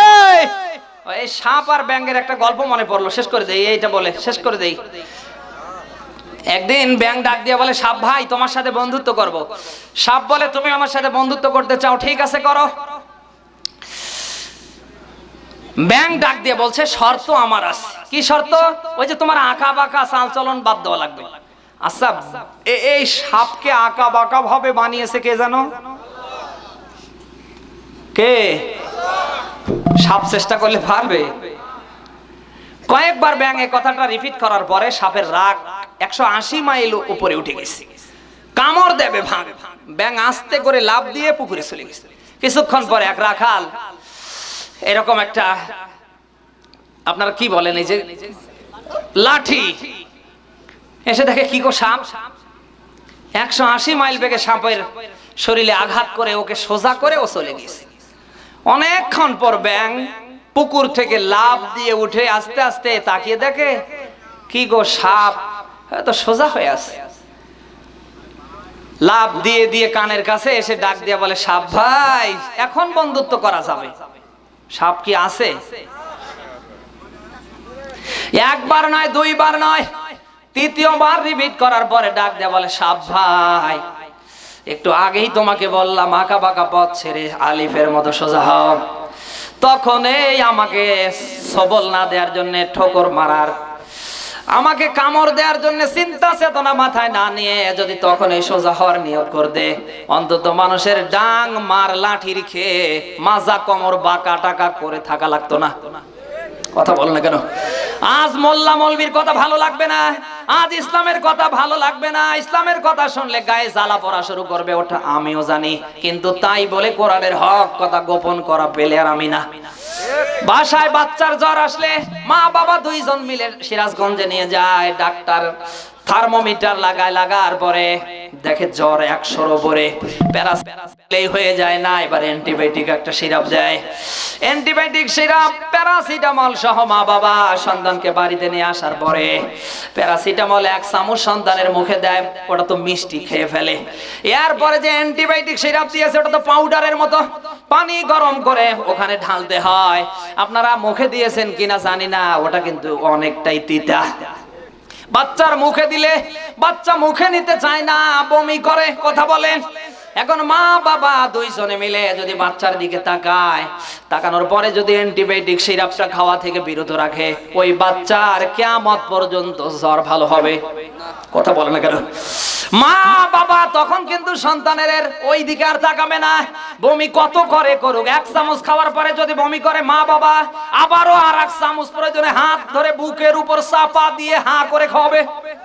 কারণ মা বাবা ওই মুহূর্তে যদি তিতা ঔষধের দিকে তাকিয়ে ঔষধ খেলা বন্ধ করে, সন্তান মারা যাবে। আজ দিনের দায়ী হিসাবে, আলেম হিসাবে ঈমান নিয়ে কথাগুলি বলছি। আমি যতদিন বেঁচে থাকবো ময়দানে বলবো। আর এইভাবে বলতে বলতে যদি আমার জীবন চলে যায়, আমার আল্লাহর কাছে আমার প্রাপ্য থাকবে। কথা বল না কেন? কোন বাতিলের ভাই, কোন মুনাফিকের মুখের দিকে তাকিয়ে কোরআনের হক কথা গোপন করব? আমার ভাইরা, আমি তো চেষ্টা করি দিনের দায়ী হিসাবে আমি নিজেই বাঁচার জন্য। কারণ কিয়ামতের ময়দানে প্রত্যেকেই নিজের জন্য নিজেরাই ধরা খাবে। কুল্লু নাফসিম বিমা কাসাবাত রহিনা। সূরা মুদ্দাসিরের 38 নম্বর আয়াত থেকে বলছি, আল্লাহ বলেন প্রত্যেকেই তার কর্মের জন্য ধরা খাবে। সারা বাংলাদেশে টেকনাফ থেকে তেতুলিয়া, রূপসা থেকে বাতুরিয়া, সুন্দরবন থেকে বান্দরবন, বাংলাদেশের এমন কোন জায়গা নেই এই ময়দানে একেবারে আমি হাতে গোনা একেবারে নতুন। আমার 3 বছর পূর্তি হতে চলছে। আমার ভাইরা, আমি তো দিনের দায়ী হিসাবে, আলেম হিসাবে আমি বাঁচার জন্যই রিস্ক নিয়ে কথা বলছি। কথা বলেন। আপনি আমার ভাই, আপনি আমার রক্ত সম্পর্কিত ভাই না হলে আপনি আমার একজন দিনী ভাই। আমি কোরআন হাদিসের চশমা লাগিয়ে দেখতে পাচ্ছি আপনি জাহান্নামে যাবেন কি করে গিয়ে বসে আছেন। আমি তো ভাই হিসাবে এটা সহ্য করতে পারি না। কথা বলেন। এই জন্যই রিস্ক নিয়ে কথাগুলি বলছি। এখনো সময় আছে। আপনি যদি আলিফের মতো সোজা হতে পারেন, দুনিয়ার সব খারাপ ছেড়ে দিয়ে আপনি যদি ভালোটা নিতে পারেন, ভালো রাস্তায় আসতে পারেন, আল্লাহর ইসলামের কাছে, আল্লাহর বিধানের কাছে যদি মাথা নত করতে পারেন, আপনার মৃত্যু হবে মুসলিমের মৃত্যু। আর মুসলমান অবস্থায় যদি মৃত্যু হয়, অবশ্যই আমার আল্লাহ জান্নাত দেবে। ওই জান্নাত কারা কারা কামনা করেন হাত তুলে দেখি। লিল্লাহে তাকবীর। আল কোরআনের আলো। লিল্লাহে তাকবীর।